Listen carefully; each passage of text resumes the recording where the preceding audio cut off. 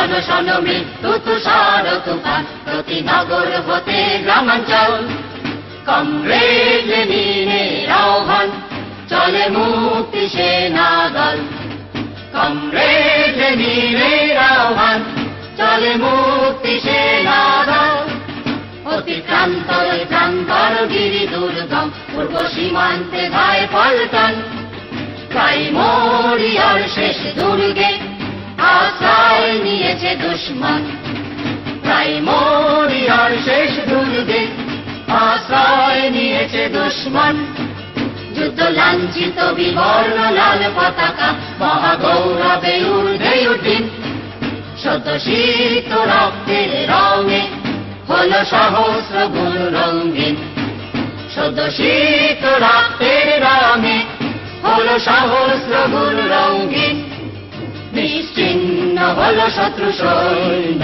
যাহার নামে দস্যু বিলীন প্রশান্ত সাগর তীরে শ্রমিক পতাকায় উড্ডীন প্রশান্ত সাগর তীরে।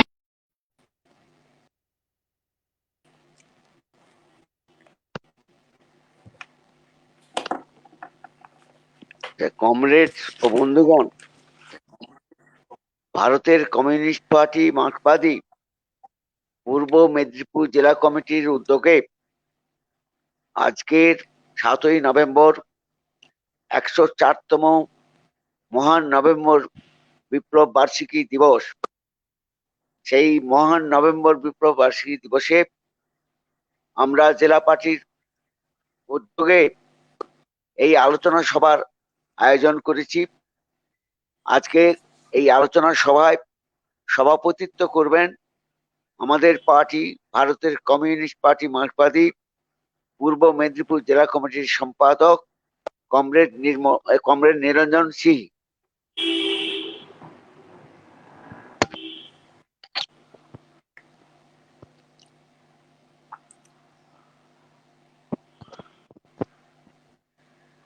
কমরেড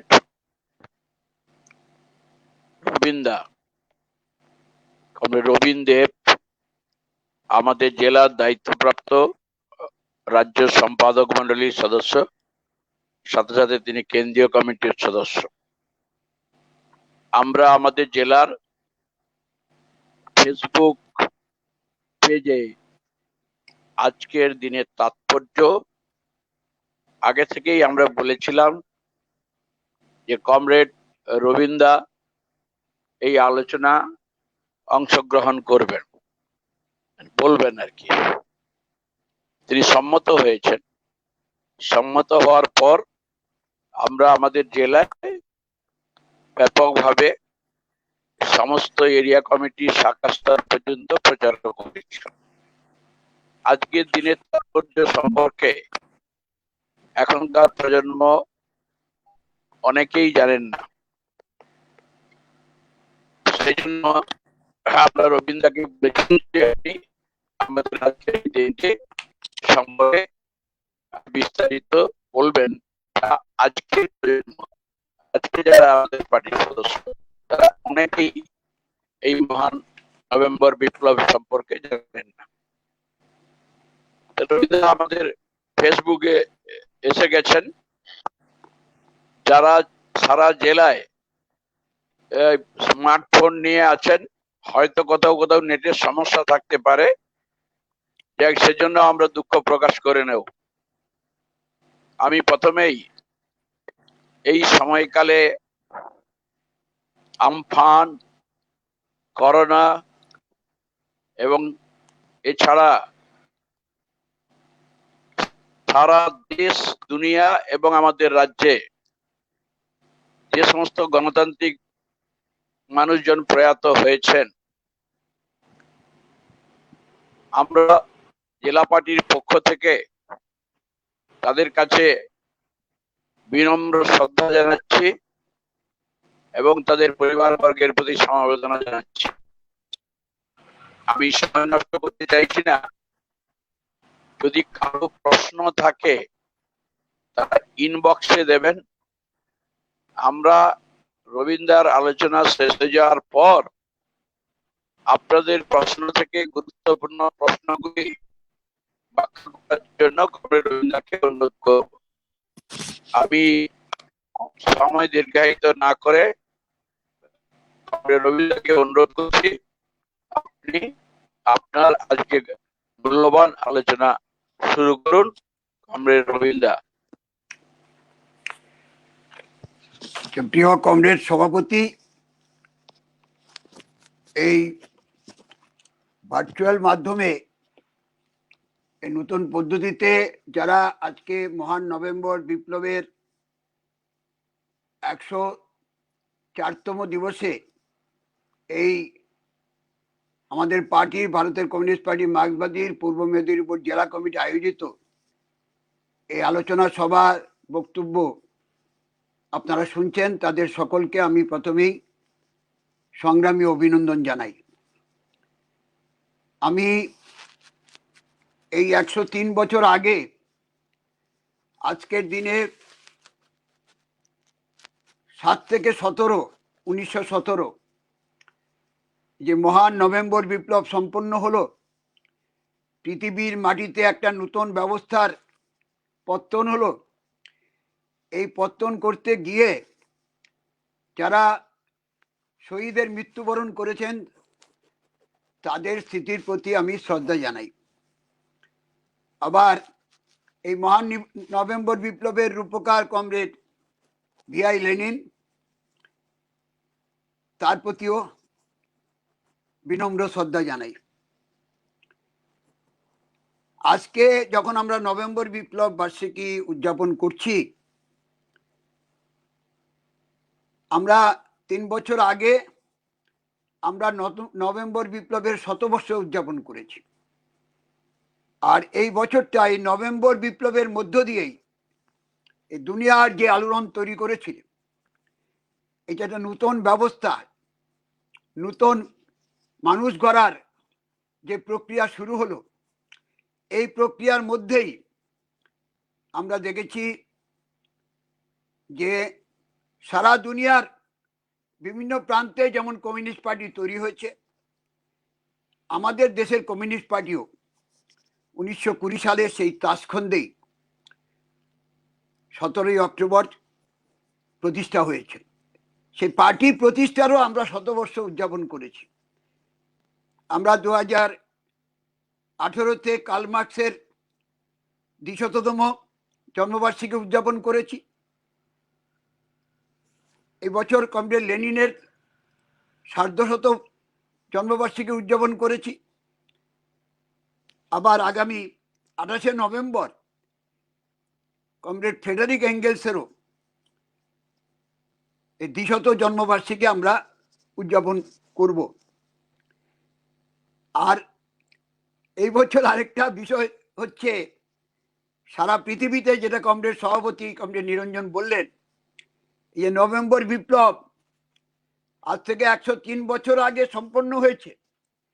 যে দেশে বিপ্লব সম্পন্ন হয়েছে সেই দেশেই এখন সমাজতন্ত্র নেই। তাহলে আমরা কেন 103 বছর পরেও এই বিপ্লবের বার্ষিকী উদযাপন করছি এত গুরুত্ব দিয়ে? এই বিষয়ে যে গুরুত্ব সারা পৃথিবীতে ছড়িয়ে দিয়েছিলেন দুনিয়া কা বানু 10 দিন নামে উপন্যাস লেখার মধ্য দিয়ে জন রিড, এই জন রিডেরও মৃত্যু 100 বার্ষিকী চলছে।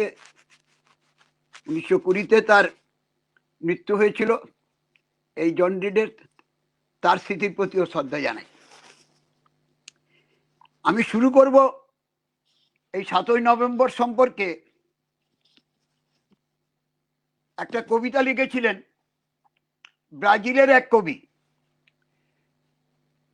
সেই কবিতার লাইনগুলি দিয়ে আমি শুরু করছি।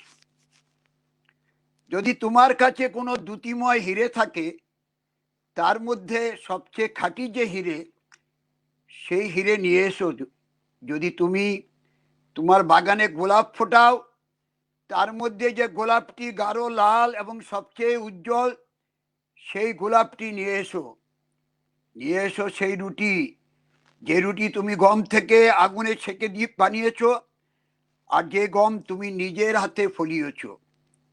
নিয়ে এসো সবচেয়ে মধুর সেই সঙ্গীত, ভোরে সেই শ্বেতবর্ণ আলো আলো। নিয়ে এসো আকাশ থেকে একটি নক্ষত্র। নিয়ে এসো সেই মিষ্টি হাসি, যে হাসি বিয়ের দিনে সারাক্ষণ লেগে থাকে কনের ঠোঁটে। নিয়ে এসো তোমার নিজের হৃদয়, আর সে হৃদয় তুমি আমাদের দিতে পারো। ব্রাজিলের কবি জোর্গে আমাদো তিনি এই কবিতা লিখেছিলেন 7ই নভেম্বরের উদ্দেশ্যে। তাহলে বুঝতেই পারছেন আমি শুরু করলাম এই কারণে যে নিয়ে এসো তোমার নিজের হৃদয়, আর সেই হৃদয় তুমি আমাদের দিতে পারো। এই যে নতুন ব্যবস্থা 7ই নভেম্বর, একটা দিন, তার থেকে 10 দিনের লড়াই, সারা পৃথিবীর সামনে একটা নতুন রাষ্ট্রের জন্ম দিল, নতুন ব্যবস্থা, নতুন মানুষ গড়ার প্রক্রিয়ার তার সূত্রপাত হলো। কিভাবে এই কাজ হয়েছিল প্রথমে যেটা বলে দেওয়া দরকার। আমরা জানি 1848-এ Karl Marx, Frederick Engels communist ইস্তাহার প্রকাশ করেন, যেখানে তিনি পরিষ্কার বলেছিলেন যে পৃথিবীর ইতিহাস হচ্ছে শ্রেণী সংগ্রামের ইতিহাস। শ্রেণী সংগ্রামের মধ্য দিয়েই এই পৃথিবীর বিকাশ ঘটছে। আমরা জানি এর আগে এই নিয়ে অনেকে চর্চা করেছেন। কার্ল মার্কস, ফ্রেডেরিক এঙ্গেলস যখন তিনি চর্চা করছেন, তখন তার আগে আমাদের সামনে ইতিহাস হচ্ছে যে আরেকটা বিপ্লব হয়েছে। তো অন্য বিপ্লবের সাথে এই বিপ্লবের পার্থক্য কি? বিপ্লব মানে আমূল পরিবর্তন। 1917 সালে এই বিপ্লব হলো, সমাজতান্ত্রিক বিপ্লব, একটা নতুন ব্যবস্থা যেখানে শ্রেণীহীন শোষণহীন ব্যবস্থা কায়েম করার লক্ষ্যে এতদিনকার যে রাষ্ট্র প্রতিষ্ঠিত হয়েছে বিপ্লবের মধ্য দিয়ে, মুষ্টিম তারা শাসন করেছে সংখ্যাগরিষ্ঠকে, সংখ্যালঘিষ্ঠ তারা তাদের আধিপত্য ছিল। এরকম একটা নতুন ব্যবস্থা তৈরি হলো প্রথম, যে ব্যবস্থা হচ্ছে বেশিরভাগ মানুষের স্বাস্থ্য যারা রক্ষা করবে সেই শ্রমিক শ্রেণী, শ্রমিক শ্রেণীর নেতৃত্বে শ্রমিক কৃষক মৈত্রীর ভিত্তিতে একটা নতুন ব্যবস্থা কায়েম হলো, যারা পর্যায়ক্রমে এই ব্যবস্থার পরিবর্তন করে সাম্যবাদে পৌঁছবার লক্ষ্যে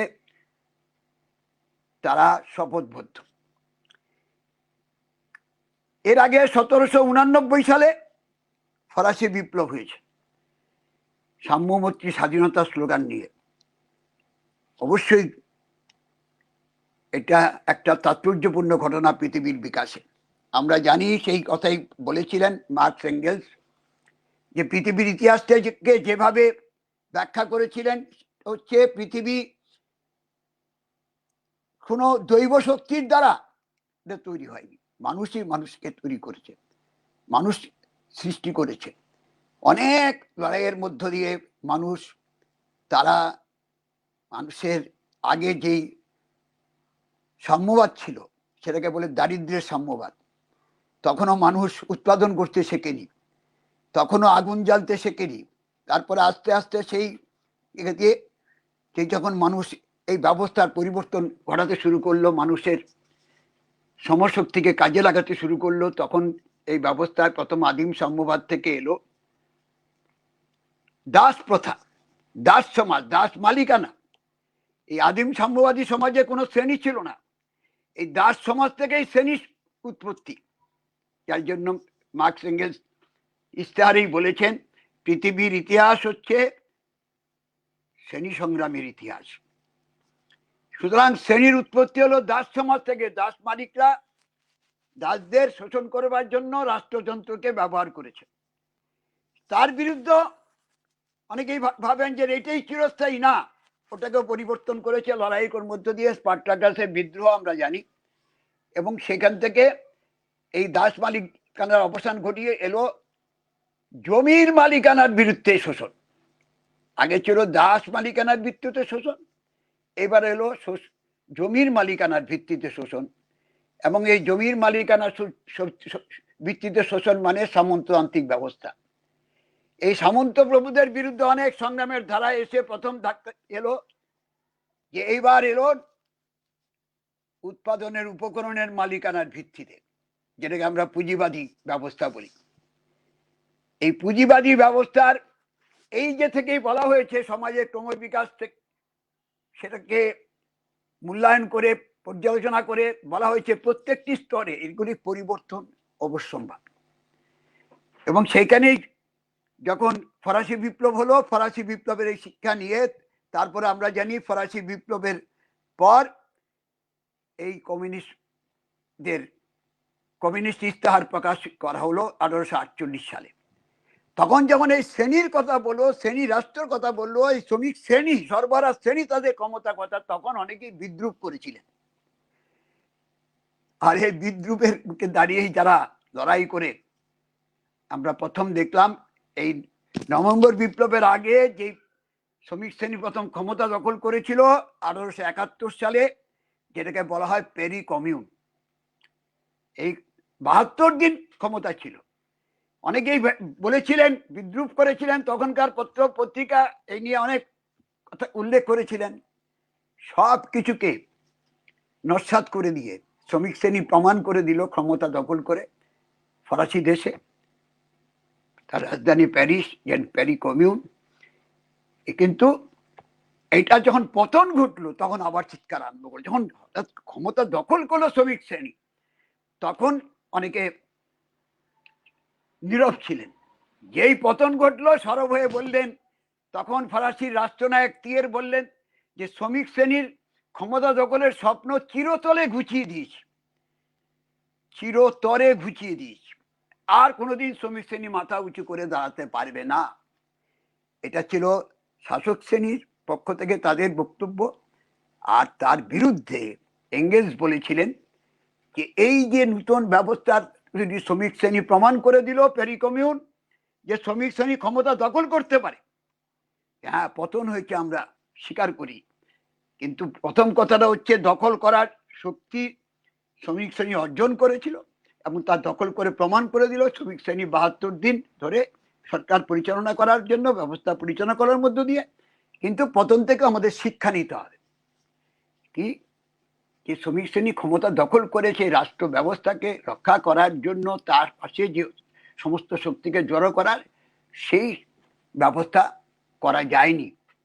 আমাদের ভবিষ্যতে কৃষক সহ সমস্ত অংশকে এর পাশে জড়ো করার শিক্ষা অর্জন করতে হবে। ইস্তেহার প্রকাশ থেকে 23 বছরের মাথায় কাজ শ্রমিক শ্রেণীর ক্ষমতা দখল, আর তারপরে এই সংশোধন করে সমাজতন্ত্র ব্যবস্থা কায়েম করতে লেগেছে 46 বছর, 1871 থেকে 1917। এই সময়ের পর্যায়টা আমাদের একটু মনে রাখতে হবে। যে কথাটা বলা হলো, এর মধ্যে অনেক সংগ্রাম হয়েছে, পৃথিবীতে এই নিয়ে অনেক বিতর্ক হয়েছে। কিন্তু যত বিতর্ক হয়েছে, ঘটনাগুলি ঘটছে, তখন কার্ল মার্কস, ফ্রেডেরিক এঙ্গেলসের তৈরি করার রচিত ইস্তেহারের বক্তব্য আরো ক্রমশ আরো মানুষের মনে গাঁথবার যে প্রক্রিয়া, সেই প্রক্রিয়া পুষ্ট হয়েছে। এর এই মাথায় এসে আমরা দেখেছি 1905 সালে, এর আগে সোভিয়েতে এই রাশিয়ায় জার শাসনের বিরুদ্ধে লড়াই, তাদেরকে উৎখাত করবার জন্য লড়াই, সেখানে অত্যাচার, নিপীড়ন, মানুষের খাদ্য, বস্ত্র, বাসস্থান, এই সমস্ত সমস্যা, নিদারুণ কষ্টের মধ্যে মানুষ কাটাচ্ছেন। সেই জায়গায় আত্মসমর্পণ নয়, সেইভাবে পথ দেখানোর জন্য এই সমস্ত সংঘ শক্তি, বিভিন্ন জায়গায় ছোট ছোট ক্ষুদ্র ক্ষুদ্র শক্তি, তারা বিভিন্ন জায়গায় কাজ করেছে, এর বিরুদ্ধে সংগ্রাম করেছে। সেইগুলিকে একসাথে গঠিত করে এই প্রথম প্লেখানভ নানা দিক থেকে হয়েছে, আপনারা এটি জানেন। আমি আলোচনার মধ্যে ওটার মধ্যে সব জায়গায় যেতে পারবো না। সেটা হচ্ছে নির্দিষ্ট সময়ের মধ্যে আলোচনা করা, তারপরে কিছু প্রশ্ন থাকলে সেইগুলির জবাব দেব। স্বাভাবিকভাবেই তখন এই প্রশ্ন যখন উত্থাপিত হচ্ছে যে সেই জায়গায় তখন রাশিয়াতেই এই বিভিন্ন অংশের মানুষ এর বিরুদ্ধে প্রতিবাদ করছেন, তখন বিভিন্ন পথে কিভাবে হচ্ছে। এর মধ্যে আপনার জানেন যে নারদনিক একটা পথ ছিল। তারা হচ্ছে কিভাবে হবে, যখন ওখান থেকে শিক্ষা নিয়েছিলেন এঙ্গেলস বলেছিলেন যে শ্রমিক শ্রেণীর নেতৃত্বে তার পাশে অন্যান্য শক্তিকে জড়ো করতে হবে, নেতৃত্বটা থাকবে শ্রমিক শ্রেণীর কাছে। কিন্তু নারদনিকরা তারা বললেন যে না, কিছু বুদ্ধিজীবী তারা সামনে থেকে এসে তারা বলতে শুরু করলেন যে না, কৃষকদের দিয়ে করতে হবে, তারা থাকবে, অন্যদের সবার সাথে থাকবে, বুদ্ধিজীবীরা থাকবে, ছাত্ররা থাকবে, কিন্তু কৃষকটা থাকবে। শ্রমিক শ্রেণীর কথা উচ্চারণই করলেন না, এবং করতে গিয়ে তারা ব্যক্তি হত্যার মধ্যেও জড়িয়ে গেলেন। তারা জানেন যে ওখানে লেনিনের ভাইও সেখানে যুক্ত হয়ে গেছেন। তারা ব্যক্তি সন্ত্রাসের, যার জন্য বলা হয়েছিল যে ব্যক্তি সন্ত্রাসের পথে মুক্তি হয় না, আমাদের লড়াই হচ্ছে শ্রেণী ব্যবস্থার বিরুদ্ধে। ব্যক্তি হত্যা করে তার হয় না, একজন ব্যক্তির জায়গায় আরেকজন ব্যক্তি আসতে পারে। সেইটা নিয়ে অনেক রাজনৈতিকভাবে আদর্শগত দিক থেকে বিতর্ক হয়েছে। সেইখানে বিতর্কে প্রথম প্লেখানভ, যাকে বলা হয় যে লেনিনের কে রাজনৈতিকভাবে শিক্ষিত করার ক্ষেত্রে প্লেখানভের ভূমিকা গুরুত্বপূর্ণ ভূমিকা। তার বিখ্যাত বই ইতিহাসে ব্যক্তির ভূমিকা, সেখানেও প্লেখানভ একটা গুরুত্বপূর্ণ ভূমিকা পালন করেছিলেন। তিনি প্রথম এই দারোদিকদের ফাইট করার বিরুদ্ধে ফাইট করে সঠিক ব্যবস্থায় সঠিক পথে আনবার জন্য তার ভূমিকা ছিল গৌরবজনক ভূমিকা। কিন্তু তিনিও শেষ পর্যন্ত সেই পথে থাকতে পারেননি। কিন্তু তখনই লেনিন এই সমস্ত শক্তিকে ঐক্যবদ্ধ করে প্রথম যখন এই বিপ্লব সম্পূর্ণ করা, আপনারা জানেন যে রাশিয়ায় পার্টি করার ক্ষেত্রে তাদের যে আমল, সেই সময় কত নানা ধরনের ব্যবস্থা গ্রহণ করতে হয়েছে, প্রকাশ্য অপ্রকাশ্য কাজ তার সমন্বয় করতে হয়েছে, সংগঠনগুলিও নানা নাম নিয়ে কাজ করতে পেরেছে, প্রকাশ্যে কমিউনিস্ট পার্টি বলতে পারেনি। হ্যাঁ, সেই সুতরাং এই আরএসএলডিপি রাশিয়ায় যে আমাদের social Democratic party, labour party, এইসব নানা নাম করে কাজ করতে হয়েছে, যেটা পরবর্তীকালে বলশেভিক পার্টি হিসাবে গড়ে উঠেছে। বলশেভিক একটু জানেন যে এটা নিয়ে বিতর্ক হয়েছিল, সেই বিতর্কে যারা মেজর শক্তি ছিলেন তারা হচ্ছে বলশেভিক, আর যারা সংখ্যালঘু ছিলেন তারা হচ্ছেন মেনশেভিক।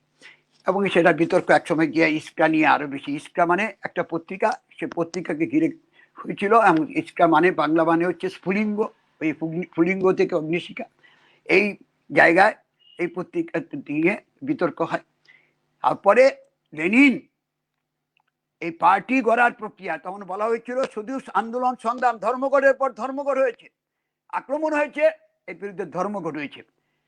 তারপরেই সেই জায়গায় সমস্ত সংগঠিত করে 1905 সালে লেনিনের নেতৃত্বে প্রথম ওখানে বিপ্লব হয়। কিন্তু সেই বিপ্লব টিকতে পারেনি, আবার ব্যর্থ হয়েছে। এই ব্যর্থতার পর আক্রমণটা চূড়ান্তভাবে নামে। সেখান থেকে আমাদের শিক্ষা, সোভিয়েত কমিউনিস্ট পার্টির ইতিহাস কমরেডরা আরেকবার চর্চা করবেন। তরুণতর কমরেডদের আমাদের বক্তব্য, তরুণতর, নবীনতর, প্রবীণতম সকলের জন্যই, আমরা যারা পড়েছি আবার পড়তে হবে, বারবার পড়তে হবে এই বই শিক্ষা গ্রহণ করার জন্য। দেখবেন সেই বই যদি চর্চা করেন তখন বোঝা যাবে যে কত কসরত করে, কত কঠিন পরিস্থিতির মধ্যে, কত আঁকাবাঁকা পথে এই পার্টিকে এই পরিস্থিতি আসতে হয়েছে। এইবার 5 সালের বিপ্লব যখন পরাজিত হলো, বিপ্লবী আন্দোলন যখন তখন ভেস্তে গেল, তখন এই আক্রমণ কমিউনিস্ট পার্টির ভিতরে নামে। 5 সালের পর পার্টির শক্তি বেড়েছে, কিন্তু পার্টির শক্তি কিভাবে 7 থেকে 12 এই পিরিয়ডটা আমাদের একটু অভিজ্ঞতার মধ্যে দেখবেন। আমাদের রাজ্যে যেমন 72-70 সালের দ্বিতীয় যুক্তফ্রন্ট সরকার পতনের পর কিভাবে আক্রমণ 70 থেকে এই মাঝখানটা 77-এর মাঝখানে 70 থেকে 72, 72 থেকে 75 জরুরি অবস্থা, তারপরে জরুরি অবস্থার পর দিনগুলির পর থেকে কিভাবে পার্টি শক্তি যখন বিকাশ ঘটলো 64, 67, 69, 70 পর্যন্ত, তারপরে কিভাবে কমেছিল প্রতিকূলতার মধ্যে দাঁড়িয়ে। সেই অভিজ্ঞতা আপনারা, সোভিয়েত কমিউনিস্ট পার্টি যারা বিপ্লব সম্পন্ন করেছে, প্রথম রাষ্ট্র প্রতিষ্ঠা করেছে, শুধু মস্কো জেলাতেই এই 7 থেকে 12 মাঝখানে পার্টির মেম্বারশিপ ছিল 8000, হয়ে গেল 800। এত মেম্বারশিপ কমে যায়। আর সেই সময় স্বাভাবিকভাবেই যখন একটা প্রতিকূলতা আসে, যখন বিপ্লবী আন্দোলন বিকশিত হয়, তখন তার পাশে যেমন অগ্রণী অংশ থাকে, সমস্ত মানুষ থাকে, তার মধ্যে আবার অনেক অন্য অংশ এই জয়ের পক্ষে চলে আসে। এখানে একটা কোটেশন আছে, victory has got so many parents, defeat only orphan. বিজয়ীর অনেক গার্জিয়ান থাকে, অনেক অভিভাবক থাকে, মা বাবা থাকে, কিন্তু যখন পরাজয় ঘটে তখন অনাথ হয়ে যায়। কিন্তু আমরা কমিউনিস্টরা সেটা বিশ্বাস করি না। আমরা বলি জয়ের মধ্যে পরাজয়ের বীজ নিহিত থাকে, আবার বিজয়ের মধ্যে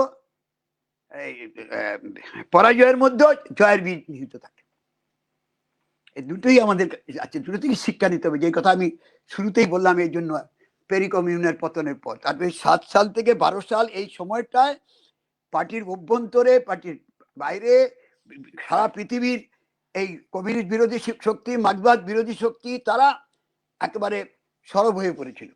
এই পরিস্থিতিতে পার্টিকে রক্ষা করে 7 থেকে 12, এইটাকে বলে তলিপিন প্রতিক্রিয়ার যুগ। ওই আক্রমণের সামনে সেখানকার যে সরকার, তার স্বরাষ্ট্রমন্ত্রী, তারা যেভাবে নিপীড়ন চালিয়েছে, দেশ থাকতে দেয়নি, কমিউনিস্ট পার্টির কাজ করতে দেয়নি, দেশ থেকে উৎখাত করে দিয়েছে, বিদেশে চলে যেতে হয়েছে, সেখান থেকে এসে কাজ করতে হয়েছে। এই সব প্রক্রিয়ার মধ্য দিয়ে এসে 7 থেকে 12 এই প্রতিকূলতাকে অতিক্রম করে, এবং বারবার লেনিন বলেছেন আমাদের পরাজয় ঘটেছে, কিন্তু এই পরাজয়ের থেকে আমাদের হতাশ হলে চলবে না, আমাদেরকে এগিয়ে যেতে হবে এবং আমরা সমস্ত অংশের মানুষকে জড়ো করবো। এবং সেইটা করে এসে 1917 সালের ফেব্রুয়ারি বিপ্লব, মানে এটা নতুন ক্যালেন্ডারে মার্চ বিপ্লব, এটা খেয়াল রাখবেন। ওই অক্টোবর বিপ্লব, নভেম্বর বিপ্লব বলি, পুরানো ক্যালেন্ডারে অক্টোবর বিপ্লব, যেটাকে 25শে অক্টোবর থেকে শুরু, আর নতুন ক্যালেন্ডারে 7ই নভেম্বর বিপ্লব। এই হচ্ছে পার্থক্য। তেমনি হচ্ছে ফেব্রুয়ারি বিপ্লব, মার্চ বিপ্লব, একটু পার্থক্যটা এই হচ্ছে। নতুন ক্যালেন্ডার, পুরানো ক্যালেন্ডার। কিন্তু সেই বছরের শুরুতে আবার আন্দোলন হয় এবং বিপ্লবের মধ্য দিয়ে সরকার আসে। সেই মাঝখানটা হচ্ছে অন্তর্বর্তীকালীন সরকার হয়, তার প্রদান করা হয় কেরেনিস্কিকে নিয়ে। সেখানে তাকে সামনে রেখে কমিউনিস্টরা তার পাশে থেকে সরকার পরিচালনার জন্য করে যুক্ত ফ্রন্ট বলা যায়। সেই সরকারে কিন্তু কেরেনিস্কি সেই সরকারে গিয়ে কমিউনিস্টদেরকে অবহেলা করতে শুরু করলো, কমিউনিস্টদের দাবিগুলিকে অস্বীকার করতে শুরু করলো। এই যখন চলে, এরকমই পরিস্থিতি, একদিকে প্রথম বিশ্বযুদ্ধ শুরু হয়ে যায়। এই সময়ে হচ্ছে প্রথম বিশ্বযুদ্ধ, সে যুদ্ধে কি ভূমিকা হবে, আমাদের রুটির জন্য, খাদ্যের জন্য, শান্তির জন্য লড়াই, এই সব কিছুর মধ্যে বারবার যখন তার কাছে দাবি করা হচ্ছে, কিন্তু হচ্ছে না। কিন্তু লেনিন পাশাপাশি পার্টিটাকেও, সংগঠনটাকেও সাজিয়েছে। এখানটাই বলছে বিপ্লব হচ্ছে একটা নিপুণ শিল্প, একটা art. Revolution is an art. এই আর্টটা, এই যেমন আদর্শ থাকবে, লক্ষ্য থাকবে, কর্মসূচি থাকবে, তার সব রূপায়ণের জন্য থাকতে হবে সংগঠন। এই সংগঠনটা হচ্ছে বড় কথা। এই সংগঠনের শক্তি, যেটা এখনো আমরা বারবার বলি যে মতাদর্শ, সংগ্রাম, সংগঠন, আন্দোলন, এইগুলি যে আমরা বারবার বলি, এই কথাগুলি হচ্ছে ওখান থেকে এলো। দেখুন, কাজ করার মধ্য দিয়ে তখন একদিকে কেরেনিস্কির, তাকে বলা হচ্ছে, তিনি তখন ডুমার, এই কথাটাকে বিকৃতি হয়, ডুমা মানে কি? ডুমা মানে সংসদ, আমাদের পার্লামেন্ট। এই ডুমার অধিবেশন ডাকবার জন্য কেরেনিস্কিকে বলা হচ্ছে। কেরেনিস্কি ডাকছেন না, অর্থাৎ তিনি মুখোমুখি হবেন না, কমিউনিস্টদের দেখছেন বারবার। এই ডুমার অধিবেশন ডাকবার জন্য এই কৌশল গ্রহণ করে তারপর বারবার দাবি করা হচ্ছে। কিন্তু সাথে সাথে শ্রমিক আন্দোলন, কৃষক আন্দোলন, ছাত্র, যুব, মহিলা, সমস্ত আন্দোলন সারা রাশিয়া জুড়ে এই মানুষকে সংগঠিত করে বিপ্লবী পরিস্থিতি বিদ্যমান, সেই বিপ্লবী পরিস্থিতিকে ব্যবহার করার জন্য, যেটা বলেছে বিপ্লবী পরিস্থিতি থাকলেই বিপ্লব হয় না, এই যে সাবজেক্টিভ কন্ডিশন, অবজেক্টিভ কন্ডিশন। যদি বিপ্লবী পরিস্থিতি থাকলে হবে না। শাসক শ্রেণী আর পুরনো কায়দায় শাসন করতে পারছে না, শোষিত শ্রেণীও তারা আর শোষিত হতে চাইছেন না। এটা হচ্ছে বিপ্লবী পরিস্থিতি। কিন্তু এই পরিস্থিতি হলেই যখন শাসক শ্রেণী ডিজের কন্ডিশন হয়, বিশৃঙ্খল অবস্থায় চলে যায়, তখন এইটাকে ব্যবহার করার মধ্যে চাই রাজনৈতিক আদর্শগত দিক থেকে একটা সুদৃঢ় সংগঠন। এই সংগঠনটাকে প্রস্তুত করা ছিল এখানে। এইখানেই লেনিনের ভিত্তি হচ্ছে বলশেভিক পার্টি, তারা সমস্ত শক্তিকে নিয়োজিত রেখে এই কাজ তারা সম্পন্ন করলেন। এবং সেইখানেই এসে যখন তিনি অধিবেশন ডাকছেন, শেষ দিকে যখন পরিস্থিতি বিপ্লবের উপযুক্ত হয়ে গেছে, তখন বলেছিলেন না আমরা আর ডুমায় যাব না। এটাকেই নকশালরা ব্যবহার করেছে, যে ওই ডুমা বয়কট করেছিল আমাদের, যেমন এখানে দ্বিতীয় যুক্তফ্রন্টের সময় নকশালরা ডাক দিয়েছিল নির্বাচন বয়কট করা, অনেকদিন তার পরিণতি জানেন। এগুলি হচ্ছে এক একটা শিক্ষা থেকে আজও কেন প্রাসঙ্গিক। নভেম্বর বিপ্লব কেন প্রাসঙ্গিক আজও কেন, 103 বছর পরেও কেন, যেখানে বিপ্লব হয়েছে সেই বিপ্লবের সেখানে পরাজয়ের পরেও, সেই সমাজতান্ত্রিক ব্যবস্থা সেখানে ধ্বংস হয়ে যাওয়ার পরেও আমরা কেন আলোচনা করছি এখানে? এখানে কতগুলি শক্তি দিয়ে দিয়েছে, এখানটাই হচ্ছে আমাদের কাছে আলোচনার বিষয়। যে ওই বিপ্লব সম্পন্ন করার আগে লেনিন সমস্ত শক্তিকে করে আলোচনা করলেন। আমি নতুন ক্যালেন্ডারই বলছি, যেহেতু 7ই নভেম্বর, 5 তারিখে মিটিং করে বলছে 6 তারিখে যদি আমরা কাজ শুরু করি, বিপ্লবী অভিযান শুরু করি, ইনসারেকশন শুরু করি, তাহলে it will be too early. আর আমরা যদি 8 তারিখে করি, it will be too late, এটা দেরি হয়ে যাবে। সেই জন্য বলছে let us strike on 7th। তাহলে দেখুন একেবারে কিরকম ভাবে, যেমন আমি এক সময় বলতাম আগে, এখন সব মেশিনে বুনছি, আগে হাতে সোয়েটার বুনতো এই মহিলারা। এই যে কাঠি মানে এইভাবে উল বোনা, সেটা এত কত বুঝে, একটু হাত থেকে এদিকে ওদিকে চলে গেলে, কাটার এদিকে ওদিকে অবিল হলেই ওই সোয়েটার তৈরিতে তার বিঘ্ন ঘটে। তেমনি হচ্ছে বিপ্লবী আন্দোলন এত নিপুণ ভাবে সমস্ত, যে শাসক শ্রেণী তার কি অবস্থা, আঘাত হানবার কি ক্ষমতা আছে তা প্রতিহত করবার জন্য সমস্ত জলে স্তরে সমস্ত জায়গায় আমার প্রতিরোধ করার মতো শক্তি আছে কিনা, সেটা নিয়েই বলে সেই জায়গায় তাকে দুর্বল গ্রন্থিতে আক্রমণ করতে হবে। এবং সেটা 7 তারিখ থেকে শুরু এবং 17 তারিখে শেষ। এইখানে এসে সেখানে পতাকা, লাল পতাকা উড্ডীন করে একটা নতুন ব্যবস্থার জন্ম হলো। 7 থেকে 17 এই যে দুনিয়া কাঁপানো 10 দিন, একটা নতুন ব্যবস্থা। সেখানে বিতর্ক হয়েছে পার্টির মধ্যে, এ আক্রমণ নিয়েও বিতর্ক হয়েছে। আপনারা জানেন কাউস্কি, জিনোভিয়েভ, ট্রস্কি, তাদের সাথে বিতর্ক হয়েছে। কিন্তু লেনিন পার্টিটাকে এর মধ্যে অনেক আলোচনা করে করি, যারা পার্টির মধ্যে থাকেন আলোচনা করতে হবে তাদের সাথে। তারা যখন পিছু টানছেন তা সত্ত্বেও আলোচনা করেছেন। একসময় স্টালিন লেনিনকে বলেছিলেন, আপনি যাদের সাথে আলোচনা করছেন খবর চলে যাবে। তখন বলেছিলেন যে Kamenev, Zinoviev may betray the party, but we cannot betray the party norms and forms. ওরা যদি পার্টিকে প্রতি বিশ্বাসঘাতকতা করতে পারে, কিন্তু আমরা পার্টির যে নিয়ম কানুন আছে, পন্থা পদ্ধতি আছে, সেগুলির প্রতি বিশ্বাসঘাতকতা করতে পারবো না। এই ঝুঁকি নিয়ে করতে হবে, কিন্তু আলোচনা করে করতে হবে। সেই আলোচনা করার মধ্য দিয়ে কাজ করেছে। এখন হচ্ছে এই যে নতুন ব্যবস্থা হলো, এখানটাই হচ্ছে যে মাও জেতুং দেখবেন তারপরে কি দাঁড়ালো, একটা দেশের বিপ্লব হলো, একটা দেশের শ্রমিক শ্রেণী ক্ষমতা দখল করলো, দখল করার পর সাথে সাথেই আজকে হচ্ছে প্রযোজ্য, আমরা আগামী 26শে নভেম্বর ধর্মঘট হবে। শ্রমিক শ্রেণীর 10টা কেন্দ্রীয় ট্রেড ইউনিয়ন সংগঠন, তার পাশে কৃষকরা গ্রাম্য ধর্মঘট করছেন, আবার দিল্লি অভিযান করছেন 27 তারিখে, এসব কর্মসূচি আছে। একটু ভাবুন যে এই যে 17ই নভেম্বর বিপ্লব সম্পন্ন হলো, ক্ষমতা দখল করলেন, দায়বদ্ধতা কোথায়, লেনিন ডিক্রি জারি করলেন, তখনও সংসদ গঠিত হয়নি, তখনও সংবিধান তৈরি হয়নি নতুন। তাড়াতাড়ি ডিক্রি জারি করে 25শে নভেম্বর 8 দিনের মাথায় ডিক্রি জারি করে শ্রমিক শ্রেণীর, এই যে শ্রমিক শ্রেণী যারা আন্দোলনের নেতৃত্ব দিল, তাদের মধ্যে যখন দেখছি যে বিপ্লব হয়ে গেছে, তাহলে তখন যদি একটা কিছু পদ্ধতি চালু না হয়, তখন প্রথম ডিক্রি জারি করে সারা পৃথিবীতে ওই মে দিবস আমরা পালন করি 8 ঘন্টা কাজের দাবিতে। পৃথিবীর মাটিতে প্রথম 8 ঘন্টা কাজের দাবিকে স্বীকৃতি দেওয়া হলো 1917 সালে। 1886 সালের ঘটনা। 1889 থেকে দিবস উদযাপিত হচ্ছে। পৃথিবীর কোনো দেশ করেনি, আমেরিকা তো করেইনি। কলকাতা শিকাগো শহরে আন্দোলন হয়েছিল। প্রথম পৃথিবীর বুকে একটা রাষ্ট্র এই 8 ঘন্টা কাজের দাবিকে স্বীকৃতি দেওয়ার জন্য ডিক্রি জারি করে কাজ শুরু করলো। সেটা হচ্ছে 1917 বিপ্লবের পরে। একটা দেশে বিপ্লব, তাকে ঘিরে আমি উল্লেখ করেছি আমাদের দেশে কমিউনিস্ট পার্টি।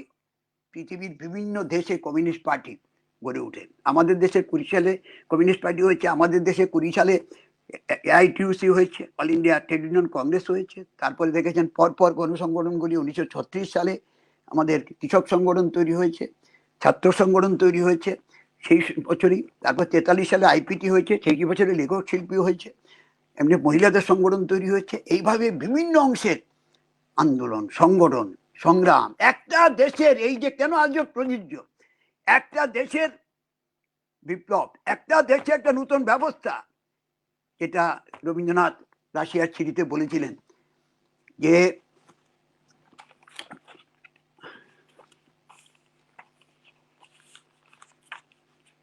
রাশিয়ায় অবশেষে আসা গেল, যা দেখছি আশ্চর্য ঠেকছে। অন্য কোনো দেশের মতোই নয়, একেবারে মূলে প্রভেদ। আগাগোড়া সকল মানুষকেই এরা সমান করে জাগিয়ে তুলেছে। প্রথম লাইনটাই হচ্ছে এই। তারপরে আপনারা জানেন যে অনেকগুলি বিষয় আছে, আমি তার মধ্যে উদ্ধৃতির মধ্যে যাচ্ছি না। কিন্তু রাশিয়ার চিঠি মানে একটা কি, রবীন্দ্রনাথ, রোমারোলা, তারা যারা গেছেন, যারা দেখেছেন, শুনেছেন এই নভেম্বর বিপ্লব নিয়ে, তারাও এই নিয়ে মন্তব্য করেছেন। আপনারা, আমি শুধু কমরেডদের বলবো যারা এসব নিয়ে স্টাডি করেন, অ্যালবার্ট রিস উইলিয়ামস, জন রিড তো আগেই বলেছি, উল্লেখ করেছি, জ্যাক সাধু, ফিলিপস প্রাইস,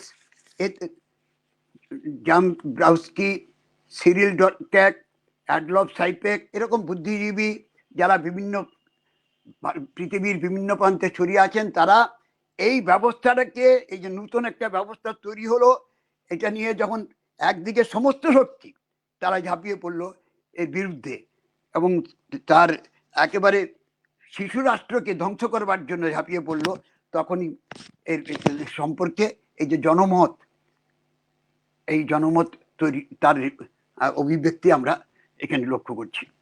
এখানটাই আমি বলবো যে কথাটা হচ্ছে, আমি অন্য বিষয় সবগুলি যাবো না। এর পরিণতি কি হলো? সোভিয়েতের সামনে ওই দেশটাকে ঐক্যবদ্ধ করা, অতগুলি রাজ্য ছিল, সেগুলিকে নিয়ে সেখানে সোভিয়েত যুক্তরাষ্ট্র তৈরি করলো, USSR তৈরি হলো।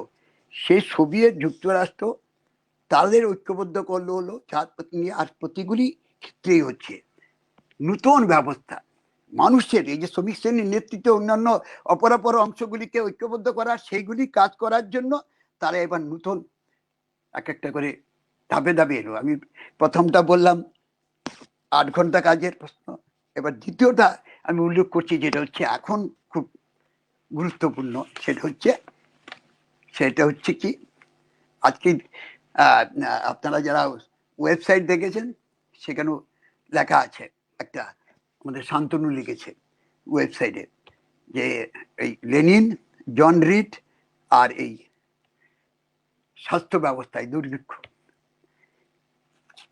বিপ্লব সম্পন্ন হচ্ছে সেই সময় হচ্ছে ওই দেশে কি ভয়ঙ্কর অবস্থা। লেনিনের ক্ষমতা দখল করার পর তার আগে 1905 সালে জারের রাশিয়াতে মহামারীতে আক্রান্ত অনেক মানুষ, 60 লক্ষ মানুষ, তার সাথে ছিল অপুষ্টি, তাদের মৃত্যু করেছিল 1915 সালে। সেই 1915 সালে তারপরে বিপ্লব হলো 17 নভেম্বর, এবং সেই তখন এই অবস্থার মধ্যে হলো শিশু রাষ্ট্র। প্রথম কাজটা কি করলেন? 21 জুলাই 1918, খেয়াল রাখুন, 25 নভেম্বর 1917 8 ঘন্টা কাজের দাবিকে স্বীকৃতি দেওয়ার ডিক্রি জারি করে, আর 21 জুলাই 1918 লেনিন ডিক্রি জারি করে পিপলস হেলথ কেয়ার কমিশনারেট গঠন করলেন। এই স্বাস্থ্য দেখুন ব্যবস্থা পৃথিবীতে প্রথম, ওটাও যেমন প্রথম 8 ঘন্টা কাজের প্রশ্ন, একটা দেশে পিপলস এই মানে জনস্বাস্থ্য ব্যবস্থা কেন্দ্রীভূত করার উদ্যোগ নিয়ে সংক্রামক রোগ নিয়ন্ত্রণ করার জন্য এই একটা ডিক্রি জারি করলেন, একটা কমিটি করে দিলেন। বিপ্লবের কয়েক সপ্তাহের মধ্যে শুরু হলো মহামারী, যেটার নাম ছিল স্প্যানিশ ফ্লু, যদিও স্পেনে হয়নি। এই এখন যখন আমাদের দায়ী করে চীন থেকে উৎপত্তি, মানে চীনের সব দায়ী এখনো না, চীনকে দেখবেন সব সাম্রাজ্যবাদী পুঁজিবাদী দেশকে, আর যারা নাকি এই পরিস্থিতি মোকাবেলার সম্পূর্ণ ব্যর্থ, তারা আঙুল দেখাচ্ছে চীন। এমনকি ডোনাল্ড ট্রাম্প যে এই অবস্থার মধ্যে, এই ভয়ঙ্কর অবস্থার মধ্যে আছে এখন পরাজয়ের মুখে, তাতেও দেখছেন সেও এমনকি ওয়ার্ল্ড হেলথ অর্গানাইজেশনকে টাকা দেওয়া বন্ধ করে দিল, যেহেতু চীনের প্রশংসা করেছিল। আমি উল্লেখ করব কমরেডদের একটু বুঝবার জন্য, সাধারণ মানুষকে বুঝাবার জন্য, যে এই ব্যবস্থা কি উপহার দিয়েছে। তাহলে এটা এলো কোত্থেকে? 1917 সালে বিপ্লব, আমরা আজকে 103 বছর পর আলোচনা করছি। ওই সময়ই হচ্ছে ফ্লু হয়েছিল, স্প্যানিশ ফ্লু। এই ফ্লু মোকাবেলায় পথ দেখিয়েছিল কে? পথপ্রদর্শক কে? ওই নতুন ব্যবস্থা, নভেম্বর বিপ্লব যে নতুন ব্যবস্থার জন্ম দিয়েছে, নতুন মানুষ তৈরি করেছে, নতুন সংবিধান তৈরি করা, মানুষকে এই মুখী করে দেওয়া, জনসাধারণের পাশে থাকো, সুখ দুঃখের পাশে থাকো, শুধু কথা নয়, সুখ দুঃখের সাথী হোক, তাকে মোকাবেলা করো। এখানে উল্লেখযোগ্য উক্তি হচ্ছে, এই স্পেনে প্রতি সপ্তাহে গড়ে আক্রান্ত হতো 150 জন। অবশ্য আর এই টাইফাস নামে যে রোগটা ছিল, তারা গড়ে আক্রান্ত হতো 1000, ওই স্প্যানিশ ফ্লু থেকেও ছিল। এই টাইফাসের মহামারীর সময়, এটা টাইফাসটার উৎস ছিল উকুন। তখন লেনিন সোভিয়েত বাসীকে বলেছিলেন যে যদি উকুন মারতে না পারো, তবে উকুন বিপ্লবকে মেরে ফেলবে। হয় সমাজতন্ত্র উকুনকে পরাস্ত করবে, নতুবা উকুন পরাস্ত করবে সমাজতন্ত্র। যদিও কাজটা ছিল অনেক কঠিন। দেশের সব মানুষের জন্য বিশ্বে প্রথম পাবলিক হেলথ সিস্টেম চালু করে, গভর্নিং বডি করে রাশিয়াতে, নিকোলাই আলেক্স জান্দোভিচ সেমাস্কো তার প্রথম প্রধান। যেখানে 1900, খেয়াল রাখবেন, এই যে আমেরিকা এত ভালো করে পৃথিবীর উন্নত পুঁজিবাদী দেশ, সাম্রাজ্যবাদী দেশ আমেরিকা, তারা প্রথম স্বাস্থ্য মন্ত্রক তৈরি করে 1953-তে। রাশিয়ায় 17 সালের বিপ্লব, 18 সালের জুলাই মাস থেকেই স্বাস্থ্যের জন্য কমিশনার গঠন করে এগোচ্ছে। তারপর তার জন্য গভর্নিং বডি তৈরি করেছে। আর কত বছর পর, রাশিয়ার কত বছর পর, 53 সালে, 35 বছর পর, 53 সালে স্বাস্থ্য মন্ত্রক তৈরি করে আমেরিকা। আজকে যে পৃথিবীর সবচেয়ে এই অতিমারিতে করোনা অতিমারিতে যে এখন পৃথিবীর সবচেয়ে বেশি আক্রান্ত এবং মৃত যে সংখ্যাটা, প্রথম স্থানে কেন আমেরিকা? এখানে হচ্ছে সমাজতান্ত্রিক ব্যবস্থা কি দিয়েছে, ওই প্রথম থেকেই গুরুত্ব দেওয়া, শিক্ষার জন্য, স্বাস্থ্যের জন্য গুরুত্ব আরোপ করা, তার জন্য পরিকল্পনা করা, তাকে কাজ রূপায়িত করা, তার উদ্যোগী হওয়া। সেটা করার ফলশ্রুতি এই সোভিয়েত রাশিয়াতে এই সবার জন্য গড়ে উঠে জনস্বাস্থ্য পরিষেবা। তারই প্রতিফলন আজও চলছে।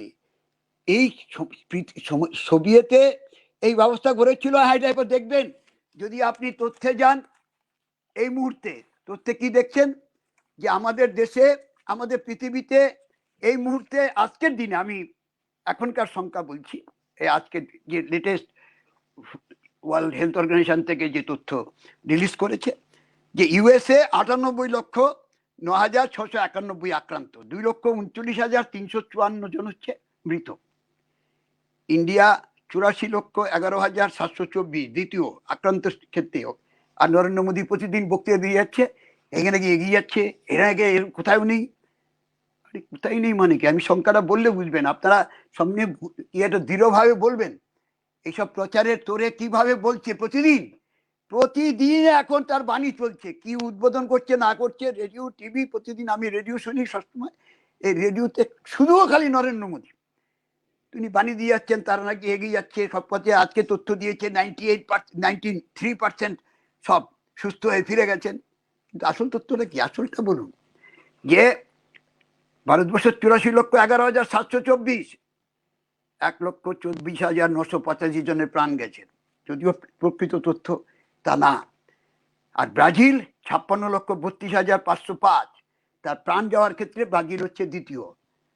আর এখন হচ্ছে আক্রান্তর ক্ষেত্রে ভারত হচ্ছে দ্বিতীয়, 1,62,035। আর চীনকে নিয়ে কথা বলছে, তারপরে কিন্তু রাশিয়া, সমাজতান্ত্রিক রাশিয়া নেই, সেই রাশিয়া হচ্ছে তারপরে চতুর্থ স্থানে। এই রাশিয়া সমাজতান্ত্রিক ব্যবস্থা, যেখানে চিকিৎসার প্রশ্ন, খাদ্য, বস্ত্র, বাসস্থান, চিকিৎসা এগুলিকে গুরুত্ব দিয়ে তার সরকার সমস্ত দায়িত্ব নিয়েছিল, সেই ব্যবস্থার পাল্টে দিয়ে তারা যে ব্যবস্থা কায়েম করলো, আজকে দেখুন কি অবস্থায় হচ্ছে।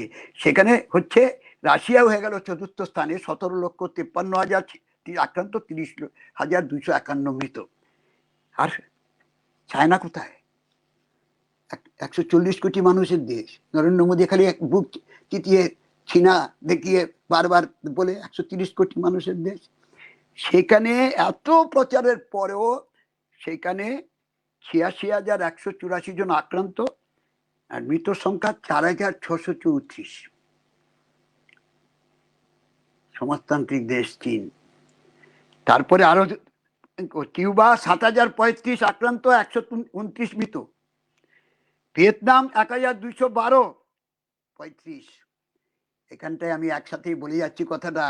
চীনের বিপ্লবের, রাশিয়ার এই নভেম্বর বিপ্লবের পরে বিপ্লব হলো প্রথম, সেটা হলো মুক্ত হলো উত্তর ভিয়েতনাম, হোচিমিনের নেতৃত্বে।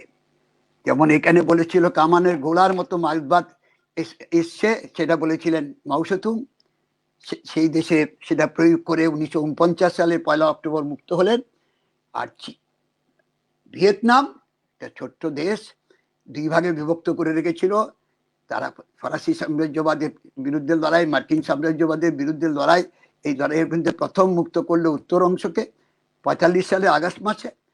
সেই তারপরেই যে সরকার ঘুরল, সেখানে একজন ডাক্তার, তিনি তাকে স্বাস্থ্য দপ্তরের দায়িত্ব দিয়ে, তিনি বিপ্লবীও ছিলেন।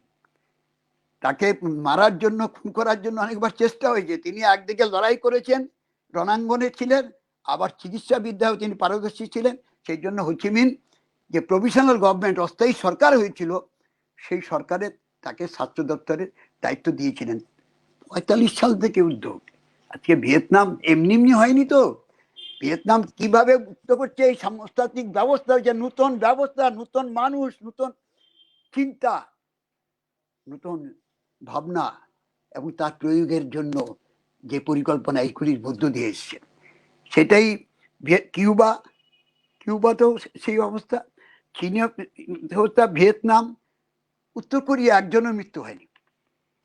তার পাশে দক্ষিণ কোরিয়া, সেখানে অনেকের মৃত্যু হয়েছে, অনেক আক্রান্ত হয়েছে। কিন্তু উত্তর কোরিয়া এত কিছু করার পরও তাকে বারবার চ্যালেঞ্জ করে। আর খালি এই সময়টা আমি শুনতাম প্রতিদিন রেডিওতে, যে ওকে খুঁজে পাওয়া যাচ্ছে না, ও হয়তো আর বেঁচে নেই। মাঝখানে একবারে তার বোনকে সামনে নিয়ে চলে এসেছিল, ছবি টবি বের করে দিয়েছিল, এই দিয়েছে জুমকে। হ্যাঁ, সুতরাং সেই দেশগুলি তাহলে ব্যবস্থা করছে। ছোট্ট দেশ লাউস, তারাও নেই। সবচেয়ে এখন মজার হচ্ছে, গত কয়েকদিন আগে অক্টোবর মাসে ইন্ডিয়ান এক্সপ্রেস পত্রিকা, পড়ে নেবেন সবাইকে আমি অনুরোধ করব। ইন্ডিয়ান এক্সপ্রেস পত্রিকায় আর্টিকেল বেরিয়েছে। আর্টিকেল কি জানেন? যে প্যান্ডেমিককে প্রতিরোধ করছে কারা? সমাজতান্ত্রীরা। তারা কারা এটা খেয়াল রাখবেন। এর সাথে তুলনা হচ্ছে, এখানে হচ্ছে বিজেপিকে RSS কথা হচ্ছে, লাফালাফি করছে, দাবাদাবি করছে। কালকে এসে অমিত শাহ নির্লজ্জের মতো তো কথা বলে গেল, তিনি নাকি 2/3 সংখ্যাগরিষ্ঠতা খাবেন, একবার চান্স দিতে কি চান্স দেবে? ওটা দেশটাকে ডুবিয়ে দিয়েছে সমস্ত দিক থেকে, অর্থনীতির দিক থেকে, শিক্ষার দিক থেকে, সংস্কৃতির দিক থেকে, আমাদের সংবিধান, সব কিছুকে ধ্বংস করছে সেই দেশে। সেখানে আমাদের দেশের এই জন্য যারা দায়ী, তারা সামনে আসবে। আজকে দেখুন কিভাবে একটা ছোট্ট, এখানেই বলছে RSS এর লোকেরা সুপ্রিম কোর্টে মামলা করছে। কি মামলা করছে বলুন? আমাদের দেশের সংবিধানের মুখবন্ধে দুটো কথা যুক্ত করেছিলেন ইন্দিরা গান্ধী, একটা হচ্ছে সমাজতন্ত্র আর একটা হচ্ছে সেকুলারিজম, ধর্মনিরপেক্ষতা। এই দুটোকে তুলে দিতে হয়ে মামলা করছে। যখন সমাজতন্ত্রী হচ্ছে এই অতিমারি, করোনা অতিমারির বিরুদ্ধে একমাত্র রুখে দাঁড়িয়ে মানুষকে, জীবনকে রক্ষা করা, শুধু তার দেশেই না, কিউবা ছোট্ট একটা দেশ অর্থনৈতিক অবরোধের মধ্যে থেকে এমনকি আমেরিকাকেও বলছে তোমার দেশে যে এত ক্ষতি হচ্ছে আমি সাহায্য করতে প্রস্তুত। ইতালিতে দেখবে কি করেছে, প্রতিদিন দেখবেন ছবি দিচ্ছে, 51-52টা দেশে তারা ওষুধপত্র নিয়ে গেছে, তার প্রতিনিধিরা গেছে, তারা সেখানে চিকিৎসা করেছে, সম্বর্ধনা পাচ্ছে। এবং এটা কথা আছে, আজকে একটা ছোট্ট দেশ 1959 সালে 1 জানুয়ারি থেকে মুক্ত হয়েছে, কোথায় এসছে? সমাজতান্ত্রিক দেশ মানে কি? সমাজতন্ত্র মানে কি? একটা এটাও দেশ এটাও দেশ। এখন একটা দেশের সমাজতন্ত্র, এই ঔপনিবেশিকতার জোয়াল থেকে আমাদের দেশ মুক্ত হলো কবে? আমি এই কথায় পরে আসছি। কিন্তু সমাজতন্ত্র যে দেশগুলিতে কায়েম হয়েছে, কিন্তু খেয়াল রাখবেন, তারপরে এই দেশগুলিকে যারা সমাজতন্ত্রের বিপর্যয় ঘটেছে, যেমন আমাদের কাছে যন্ত্রণা, তার কারণ হচ্ছে সমাজতন্ত্রের সাফল্য অন্য অংশকে, এই একটা মাত্র সমাজতান্ত্রিক দেশ সোভিয়েতকে গলা টিপে মারতে চেয়েছিল, কিন্তু তারা নিজেকে রক্ষা করেছে। প্রথম ধাক্কা হচ্ছে দারিদ্র্যের বিরুদ্ধে লড়াই করেছে, তারপরে হচ্ছে নিজেদেরকে এই অধিকার দিয়েছে মানুষের, প্রাথমিকভাবে মহিলাদের অধিকার, তার সমান অধিকার প্রতিষ্ঠা প্রথম করেছে সোভিয়েত। পৃথিবী তো অনেক দিন, পুঁজিবাদ তো অনেক আগে, 300 বছর হয়ে গেছে। তো পুঁজিবাদ দেশ তারা তো দেয়নি, এগুলি সবগুলির দিশারি হচ্ছে সমাজতান্ত্রিক ব্যবস্থা। সেখান থেকেই আস্তে আস্তে সে অন্য দেশ অনুসরণ করেছে। আবার কখন যখন সমাজতান্ত্রিক ব্যবস্থা, তার 14টা দেশ সমাজতান্ত্রিক, 1/3 সমাজতান্ত্রিক ব্যবস্থার মধ্যে বসবাস করছে, তখন এটাই ডমিনেটিং অংশ। তখন এই পুঁজিবাদী দেশগুলিও মানুষকে কিছুটা রিলিফ দিতে বাধ্য হয়েছে, কিছু জনকল্যাণকর ব্যবস্থা নিতে বাধ্য হয়েছে, কারণ কমিউনিস্ট যুগ থেকে রক্ষা করাবার জন্য, তারা মানুষের স্বার্থ রক্ষা করার জন্য, যে ওখানে যদি কমিউনিজম চলে আসে ওরে বাবা এত আকর্ষণীয় হয়ে যাচ্ছে। সেই জায়গা থেকে, এই জায়গা থেকে আমাদের দেখতে হবে আজকে অর্থনৈতিক দিক থেকেও যেমন এই ব্যবস্থা হয়েছে। যেমন এই করোনা মহামারীর কথা আর অতিমারির মধ্যে পার্থক্য কি? অতিমারি আর মহামারী হচ্ছে কিছুটা একটা জায়গায় সীমাবদ্ধ জায়গায়, আর অতিমারি হচ্ছে সমস্ত দেশের। এইখানেই হচ্ছে এপিডেমিক আর প্যান্ডেমিকের মধ্যে পার্থক্য। সেই জায়গাটার মধ্যে অনেক সময় আমরা ভুল করে ফেলি, এটা এই জন্য অতিমারি বলা হচ্ছে। অতিমারি হচ্ছে সারা পৃথিবী জুড়ে হচ্ছে। দেখবেন 194টা, এখন 193টা দেশ, এই 194 দেশের মধ্যে মেজর দেশেই হচ্ছে কোনো না কোনো একজন, দুজন, তিনজন হলো, কিন্তু সবাই এর মধ্যে আছে, এই করোনা সংক্রমণের আতঙ্কে আছে এবং তার আশঙ্কাও আছে। যারা হয়নি তারা হচ্ছে, যারা হয়েছে তা আবার নতুন করে হচ্ছে, এই চলছে। এর মধ্যে আমি এই তথ্যের মধ্যে যাচ্ছি না, কিন্তু এই যে পৃথিবী জুড়ে 4,94,00,000 মানুষ আক্রান্ত হলো, এই পৃথিবী জুড়ে যে এতগুলি মানুষ, 12,80,000 মানুষের প্রাণ গেল, এই জায়গায় কে দায়ী? এইখানটাতেই একটু বোঝার প্রশ্ন। তারা নাকি আমাদের স্বার্থ রক্ষা করবে, এই দক্ষিণ পন্থা সারা পৃথিবী জুড়ে। হ্যাঁ, সোভিয়েত পতনের পর, পূর্ব ইউরোপের সমাজতন্ত্রের বিপর্যয়ের পর অনেকেই বলেছিল এটা ইতিহাস, আর হবে না, কোনোদিন ফিরে আসে না। ফুকুয়ামা বলেছিল এন্ড অফ হিস্ট্রি, এই ইতিহাস সমাজতন্ত্রে ওইসব ভুলে গেছে, এই জবনিকা ঘুটপাত হয়ে গেছে। কিন্তু আজকে কি দেখছেন? প্রথমেই প্রতিটি এক একটা করে সংকট। আমি অন্য সংকটের দিকে যাচ্ছি না, আপনাদের বলছি 2008-এ যখন মন্দা হলো, 30-এর মন্দার কথা এখন আনছি না, সেখানে হচ্ছে তখন আবার আমি বলেছিলাম ওই, এটা নভেম্বর মাস 2008 সালও এই যখন সংকট তৈরি হয়েছিল, অর্থনৈতিক মন্দা, এই যে সেই সময় হচ্ছে নভেম্বর মাসে, নভেম্বর বিপ্লব বার্ষিকীতে ওই দালসিপাড়ায় আমাদের একটা বুক স্টল হয়েছিল। তো বুক স্টলে দেখি সব ব্রিফ কেস নিয়ে এসে লাইনে দাঁড়িয়েছে, বলে কার্ল মার্কসের মজুরি দাম মুনাফাটা পাওয়া যাবে, থিওরি অফ সারপ্লাস ভ্যালু পাওয়া যাবে। আপনারা দেখেছিলেন সংকটের সময় মার্কসের উদ্বৃত্ত মূল্যের তত্ত্ব, তার মজুরি দাম মুনাফা, এই বই, এই পুস্তিকা, এইগুলি এসে হচ্ছে। আমি বসেছিলাম বুক স্টলে, তারপরে একজন আমার পরিচিত ছিল অফিসার, তাকে বললাম কি ব্যাপারে, বলে না এখন এটা নিয়ে বিতর্ক হচ্ছে, তো সবাই বলছে তো তিনি সঠিক কথা বলে গেছিলেন। আমি বলে হ্যাঁ, যখন সংকটে পড়ে তখন হচ্ছে আশ্রয় নিচ্ছেন। আর আমরা বলছি না, এটাই হচ্ছে দর্শন, এটাই হচ্ছে মতবাদ, এটাই হচ্ছে বাঁচার পথ, এটাই হচ্ছে ভবিষ্যৎ। এখানেই তো বলেছিল হয় সমাজতন্ত্র নয়, ফিদেল কাস্ট্রো বলেছিল হয় সমাজতন্ত্র নয় মৃত্যু। আজকে এত ভেবে দেখুন, সমাজতন্ত্রই ভবিষ্যৎ।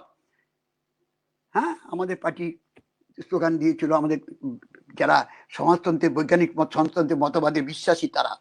কিন্তু আমরা সমাজতন্ত্র যখন বিপর্যয় ঘটলো, এই 14টা দেশে সমাজতন্ত্রের যখন বিপর্যয় ঘটে গেল, সেই বিপর্যয়ের পরেও আমাদের পার্টি একমাত্র পার্টি 1992 সালে চতুর্দশ কংগ্রেসে আমরা বললাম সমাজতন্ত্রের বিপর্যয় হয়েছে, এটা বাস্তব।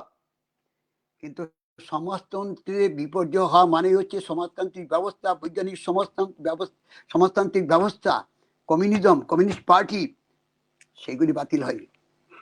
আমরা বলেছি আমাদের আস্থা রয়েছে। এই বিপর্যয় হয়েছে তার জন্য বিচ্যুতির জন্য, বিকৃতির জন্য। বিচ্যুতি এবং বিকৃতির কারণে হচ্ছে বিপর্যয়। আর বিচ্যুতি বিকৃতির বিরুদ্ধে এগুলিকে আমাদের সংশোধন করতে হবে।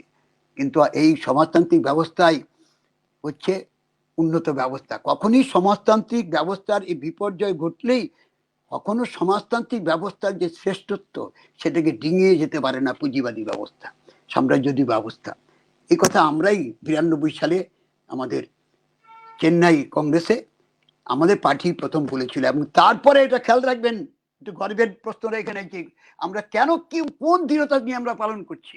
আমরা 93 সালে কার্ল মার্ক্সের যখন 175 বছর পূর্তি হয়, তার সেই 175তম জন্মবার্ষিকীতে আমরা 5ই মে থেকে 7ই মে আমাদের কলকাতাতে এই মার্ক্সবাদের এই যে ভ্যালিডিটি অফ মার্কসিজম, এই কন্টেম্পোরারি সিচুয়েশনে, এই তখনকার সময়ে এই তার যে মার্ক্সবাদের যে সঠিক অবস্থান, তার প্রতি যে আমাদের আস্থা, এটাকে প্রতিষ্ঠিত করার জন্য আমরা আলোচনা করেছিলাম।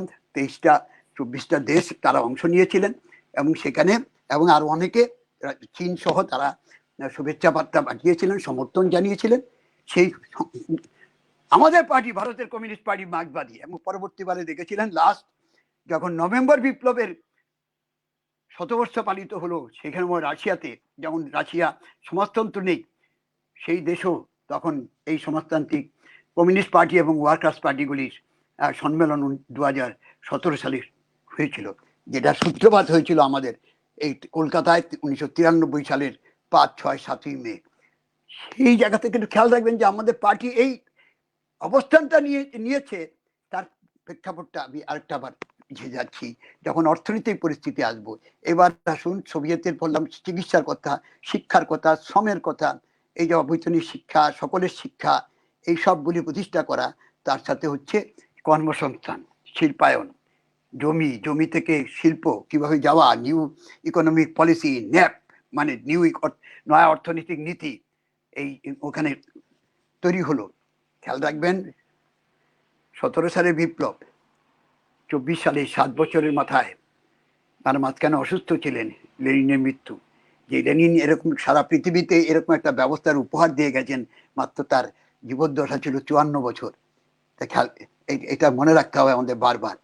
এই এত পরিশ্রম করে সমস্ত কিছুকে নিয়ে যেটা প্রয়োগ করেছেন মার্কস এঙ্গেলসের তৈরি করা তত্ত্বকে বাস্তবে প্রয়োগ করা, এই নতুন এই ব্যবস্থাকে উপহার দিয়েছেন, এই সমাজতন্ত্রকে উপহার দিয়েছেন, সেই লিডার, সেই নেতৃত্ব, তার বয়স সীমা ছিল মাত্র 54 বছর। এবং সেইখানে এটা খেয়াল রাখতে হবে। আমি একটা কথা বলতে ভুলে গেছিলাম, যেমন ওই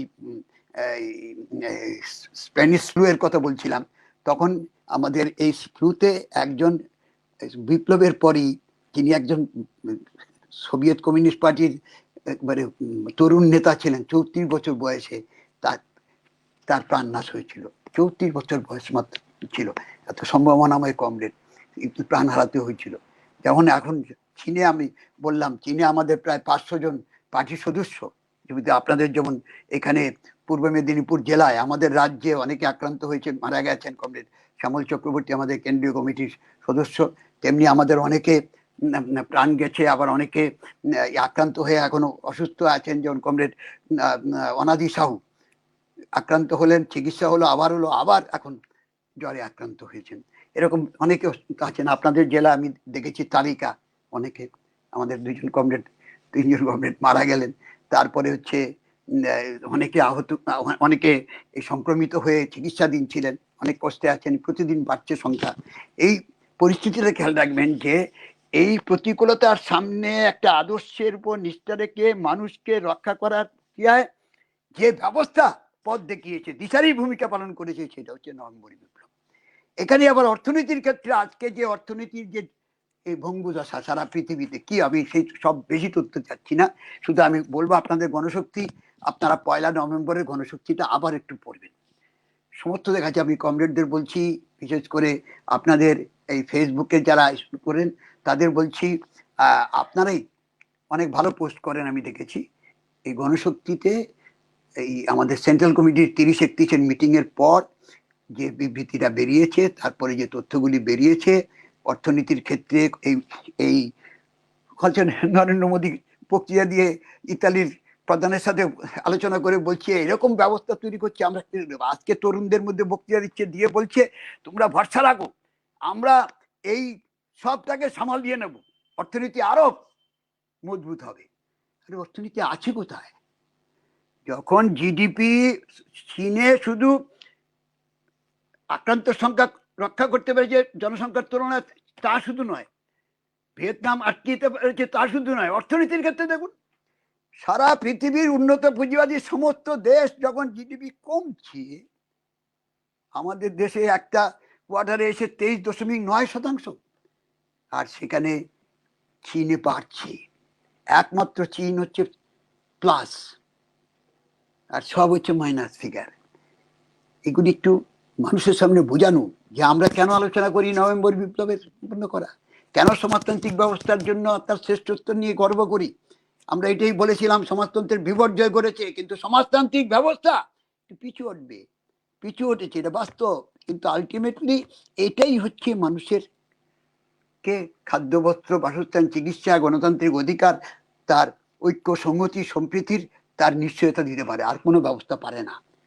এই কোনো ব্যবস্থা পারে না। ওই যে আমি বেশি যাচ্ছি না, বিপ্লবের মৃত্যু নেই, আপনাদের বলবো বিপ্লবের পরাজয় নেই।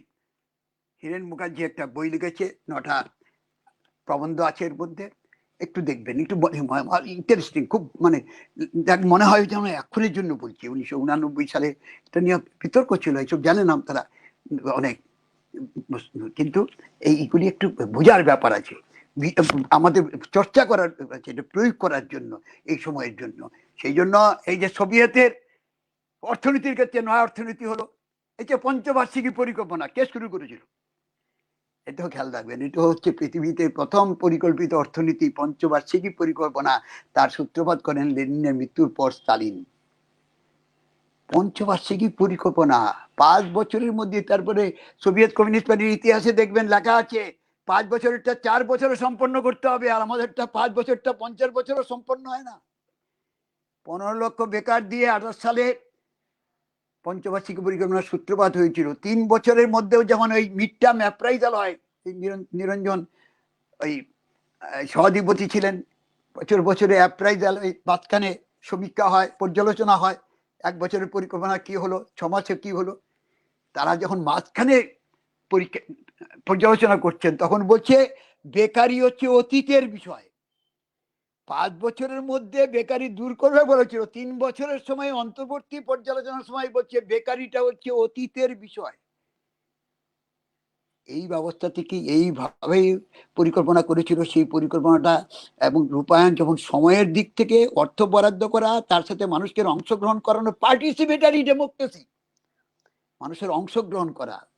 এই অনেকেই বলেছিল এই কমিউনিস্টদের শাসনে অনেক কুৎসা হয়েছিল, অপপ্রচার হয়েছিল, আজও আছে। যেমন আমাদের বামফ্রন্ট নিয়ে হয়, যুক্তফ্রন্ট নিয়ে হয়, 67 সালে যুক্তফ্রন্ট নিয়ে হয়, 69 সালে 13 মাসে যুক্তফ্রন্ট নিয়ে হয়, 77 সাল থেকে 34 বছরে বামফ্রন্ট নিয়ে হয়। এখন কেরালা, যখন সারা পৃথিবীর সামনে যখন বামপন্থীরা, কমিউনিস্টরা পথ দেখাচ্ছে, তখন কেরালা আমাদের দেশে পথ দেখাচ্ছে সব ক্ষেত্রে। এখনো এই মুহূর্তেও যখন এই কৃষি বিলের বিরুদ্ধে কেরালেই পথ দেখাচ্ছে, এগুলি প্রত্যেকটি খেয়াল রাখবেন উৎসটা হচ্ছে ওখান থেকে। সমাজতান্ত্রিক ব্যবস্থা, মার্ক্সবাদ লেনিনবাদ, বৈজ্ঞানিক সমাজতন্ত্রের মতবাদ ওখান থেকে হয়ে মানুষকে জড়ো করতে করতে করতে এসছে। তাহলে ওই পঞ্চবার্ষিকী পরিকল্পনা, তারপরে এলো পৃথিবীকে রক্ষা করা। 1939 সালে 1 সেপ্টেম্বর পোল্যান্ড আক্রমণের মধ্য দিয়ে ফ্যাসিস্ট শক্তি, আজকে ফ্যাসিবাদী শক্তি আমাদের দেশকে শাসন করছে। তারা ফ্যাসিস্ট সুলভ আচরণ করছে, মানুষের অধিকার চিন্তাই করছে, সমস্ত কিছু সংবিধান থেকে আরম্ভ করে যা যা সাংবিধানিক প্রতিষ্ঠানগুলি আছে সব কিছু আক্রান্ত। আজকে কিভাবে কাশ্মীরকে টুকরো টুকরো করে দিল। আমাদের দেশে রাজ্য বেড়েছে, এই প্রথম একটা সরকার এলো, এসে একটা রাজ্যকে দুটো টুকরো করে দিল। কোনো পরিকল্পনা নেই ছিল। কাশ্মীর, জম্মু কাশ্মীর রাজ্যের যে চরিত্র সেটাকে বাদ দিল, রাজ্যটাই উঠিয়ে দিল। রাজ্য ভাগ করেছে, বিভাজন হয়েছে, ভাষার ভিত্তিতে রাজ্য বিভাজন হয়েছে, কিন্তু এখানে হচ্ছে রাজ্যই উঠে গেল, রাজ্যটাকে তুলে দিয়ে কেন্দ্রশাসিত অঞ্চল করে দিল। এই জায়গাটা একটু বুঝতে হবে, এই গণতন্ত্রের উপর আঘাত। তার জন্য এটা মেনে নিচ্ছে না প্রথম দিন থেকে। 5ই আগস্ট 2019 দিনগুলি মনে রাখবেন। 5ই আগস্ট 2019, সেই 5ই আগস্ট 2019 সংবিধান সংশোধন করে দিয়ে 370-35 বাতিল করে দিয়ে সেখানে জম্মু কাশ্মীর ভাগ করে দিয়ে সেখানটা একটা দুটো কেন্দ্রশাসিত অঞ্চল করে দিল। সেই ব্যবস্থা তারপরেই হচ্ছে সেই দিন থেকেই হচ্ছে সমস্ত বিরোধীদের তাদের অধিকার হরণ করে নিল, বাড়িতে আটকে দিল, তাদেরকে বেরোতে দিচ্ছে না। এটা এখনো চলছে। কয়েকদিন আগে মসজিদের 30 তারিখে ফারুক আবদুল্লাহ যাচ্ছিলেন, ফলে যেতে দেয়নি, দেখেছেন, এখনো চলছে। সুতরাং সেই অবস্থার বিরুদ্ধেও হচ্ছে, মানুষ ঐক্যবদ্ধভাবে দাঁড়াচ্ছে। তার জন্য এখন একটা অর্গানাইজেশন ওখানে তৈরি করে সেখানে আমাদের ইউসুফ তারিগামি তাকে কনভেনার করে, ফারুক আবদুল্লাহকে চেয়ারম্যান করে, সহ যে নেত্রী আছেন মেহবুবা মুফতি তার, এবং আরো এই 5-6টা পার্টি, সর্বশেষ সিপিআইও যুক্ত হয়েছে। যেহেতু কংগ্রেসে একটু সমস্যায় পড়েছে, কংগ্রেসের তারা চাপে পড়েছে, সেই জন্য ওখানে থাকলেও তারা কেন্দ্রীয়ভাবে থাকতে পারছে না, সেই অবস্থায় আছে। কিন্তু 7টা পার্টি সিপিআই সহ তারা ঐক্যবদ্ধভাবে সেখানে এই সাংবিধানিক অধিকার নিয়ে জম্মু কাশ্মীরের এই যে অবস্থান ছিল, সেই রাজ্যের যে অবস্থান সেইটাকে ফিরিয়ে দেওয়ার জন্য আন্দোলন করছে। 5ই আগস্ট 2019 এই কাজ করলো। তারপরে হচ্ছে দেখলেন 5ই আগস্ট 2020-তে নরেন্দ্র মোদী সমস্ত কিছু করে দিয়ে একজন সরকার প্রধানমন্ত্রী, তিনি গিয়ে যেখানে পরিষ্কার সংবিধানে আছে কখনো ধর্ম আর রাষ্ট্র এক হবে না, তিনি প্রধানমন্ত্রী হিসাবে তিনি গিয়ে যে ড্রেস পরে সেখানে যেভাবে গিয়ে সেখানে শিলান্যাস করে এলেন, সেখানে একটা কমিটির মাধ্যমে সুপ্রিম কোর্ট রায় দিয়ে বলেছে একটা কমিটি করবে, সরকার পার্টিসিপেট করে, রাষ্ট্র অংশগ্রহণ করলো, প্রধানমন্ত্রী তার ব্যবস্থা সবকিছু। সেখানে ভাষণ দিলেন কি? ভাষণ হচ্ছে 47 সালে 15 আগস্টের স্বাধীনতা না, প্রকৃত স্বাধীনতা অর্জিত হয়েছে দুদিন, একটা 5ই আগস্ট যেদিন 370 আর 35 বাতিল করেছে সেদিনটা, আর 5ই আগস্ট 2020 হচ্ছে রাম মন্দিরের শিলান্যাস হচ্ছে। তাহলে দৃষ্টি কোথায় হচ্ছে? খাদ্য, বস্ত্র, বাসস্থান, চিকিৎসা, এই যে কোথায় পরিযায়ী শ্রমিকদের এত প্রাণ যাচ্ছে দেখবেন। এখানেও আমাদের বলতে হবে, বিজেপি বলছে তারা নাকি ভবিষ্যৎ হবে তৃণমূলের বিরুদ্ধে। তৃণমূলের অধিকাংশ আজকে একটা অন্য দেয়ালে একটা কোটেশন বেরিয়েছে দেখেছেন আমাদের গণশক্তিতে, কাকে ধরবে? বলে সব আমরা বেঁধে নেবো। আরে কাকে ধরবে? যদি নারদায় ধরতে হয়, যদি সারদায় ধরতে হয়, তাহলে তো মুকুল রায় ধরতে হয়। কাকে ধরবে? খালি হুমকি দিয়ে যাচ্ছে, হুমকি দিয়ে যাচ্ছে, করছে একটা। এই যে আজকে ধরা পড়েছে একজন, দেখেছেন, এইসব গরু পাচারকারী। আরে গরু পাচারকারীর সাথে কে আছে? গরু পাচারকারী আছে তৃণমূলের নেতারা রয়েছে। আজকে বাড়িতে সার্চ চলছে, আপনারা রেডিও শুনেছেন, আজকে একজন বিভিন্ন জায়গায় সার্চ চলছে এই পাচারকারীদের বাড়িতে। তারা কারা? আবার এই পাচারকারীকে সাহায্য করছে একজন গ্রেপ্তার হয়েছে, তাই খুঁজে পাচ্ছে না, সে বিএসএফ। বিএসএফ কার পরিচালনা? তার মন্ত্রীকে। বর্ডার সিকিউরিটি ফোর্সের মন্ত্রী তো স্বরাষ্ট্রমন্ত্রী, তিনি এসে এখানে ভাষণ দিচ্ছেন, এই রাজ্যের অধিকার নেই। তার কাছ থেকে আমাদের শিখতে হবে এসব। তিনি কিভাবে মুক্ত হয়েছিলেন, তিনি লোকসভার ইলেকশনে 2014-তে প্রতিদ্বন্দ্বিতা করার সময় জেলায় রাজ্যে ঢুকতে পারছিলেন, তিনি ভাষণ দিচ্ছেন। সুতরাং খেয়াল রাখবে, এই যে অর্থনীতির ক্ষেত্রে চরম ব্যবস্থা, যেভাবে আজকে কারখানা, রাষ্ট্রায়ত্ত ব্যবস্থা এই আমাদের সমস্ত পাবলিক সেক্টরকে ধ্বংস করে, থেকে সব কয়লা থেকে শুরু করে মানে রেল পর্যন্ত সব বেসরকারি হাতে তুলে দেবে, এয়ারলাইন্স থেকে শুরু করে সমস্ত কিছু, আর লুট করতে দিচ্ছে। মানুষের কর্মচারীদের মায়না কমছে, 15 কোটি মানুষ কাজ হারিয়েছে, যারা কাজে ছিলেন সেরকম কাজ হারিয়েছে, আর কত মানুষ যে প্রাণ দিচ্ছে। শুধু ওই সংখ্যাটা, এই দেশের সংখ্যা বললে তো হবে না, আমাদের এখানে ফিগার দেখাচ্ছে আমাদের দেশে 1,24,985, তাকে ঘিরে কত মানুষের প্রাণ গেল, আর কত পরিযায়ী শ্রমিক, তার সংখ্যা কোথায়? কি নির্লজ্জ সরকার, তারা লোকসভায় দাঁড়িয়ে বলছে তাদের কাছে জানা নেই কতজন মারা গেছে, তালিকা নেই কতজন পরিযায়ী শ্রমিক, তাদের তালিকা নেই কতজন মারা গেছে। এই আমাদের এসএফআই পশ্চিমবঙ্গ রাজ্য কমিটির সম্পাদক, তরুণ আমাদের পার্টির রাজ্য কমিটির আমন্ত্রিত সদস্য সৃজন ভট্টাচার্য 500 মাইল দিয়ে একটা কবিতা লিখেছিলেন। আপনারা, কবিতাটা গান হয়েছে, তার এক বন্ধু সেটা গান রচনা করেছে, দেখতে হবে। মানে সত্যিকারের কি এই যে পরিযায়ী শ্রমিকদের ওই মৃত্যুটা, ওই যে ট্রেনে একটা করে যে মৃত্যু হয়েছিল, সেটাকে ঘিরে একটা গান লিখেছেন ওই সব পরিস্থিতিকে নিয়ে, মানে কিভাবে হৃদয় স্পর্শ করে, মর্মস্পর্শী। এই ঘটনার জন্য, এতগুলি প্রাণনাশের জন্য, এতগুলি পরিবারকে তছনছ করে দেওয়ার জন্য যে নীতি দায়ী, সেই নীতিটার বিরুদ্ধে হচ্ছে, চ্যালেঞ্জ হচ্ছে সমাজতান্ত্রিক ব্যবস্থা, যেটা নিয়ে আমরা লড়াই করছি। আপনি অর্থনীতির দিকে তাকাবেন, বেকারির বিরুদ্ধে তার সমাধান চাইবেন, যা কিছু তাকাবেন, কে পথ দেখাচ্ছে এখানে, আর দেখাচ্ছে কিভাবে, আমি এখানটাতে টেনে আনছি আমার আলোচনা। দেখবেন এই যে জায়গাটা দেখছেন, আপনি এবার খুঁজে দেখুন, অনেকটাই ভাবেন বলে তাহলে কি সব হচ্ছে। এই কয়েকদিনের মধ্যে কিছু সংবাদ দেখলেন, একটা হচ্ছে চিলির ঘটনা, আপনারা পাবলো নেরুদার চিলি, সেই চিলিতে ইতিহাসের নতুন পাতা।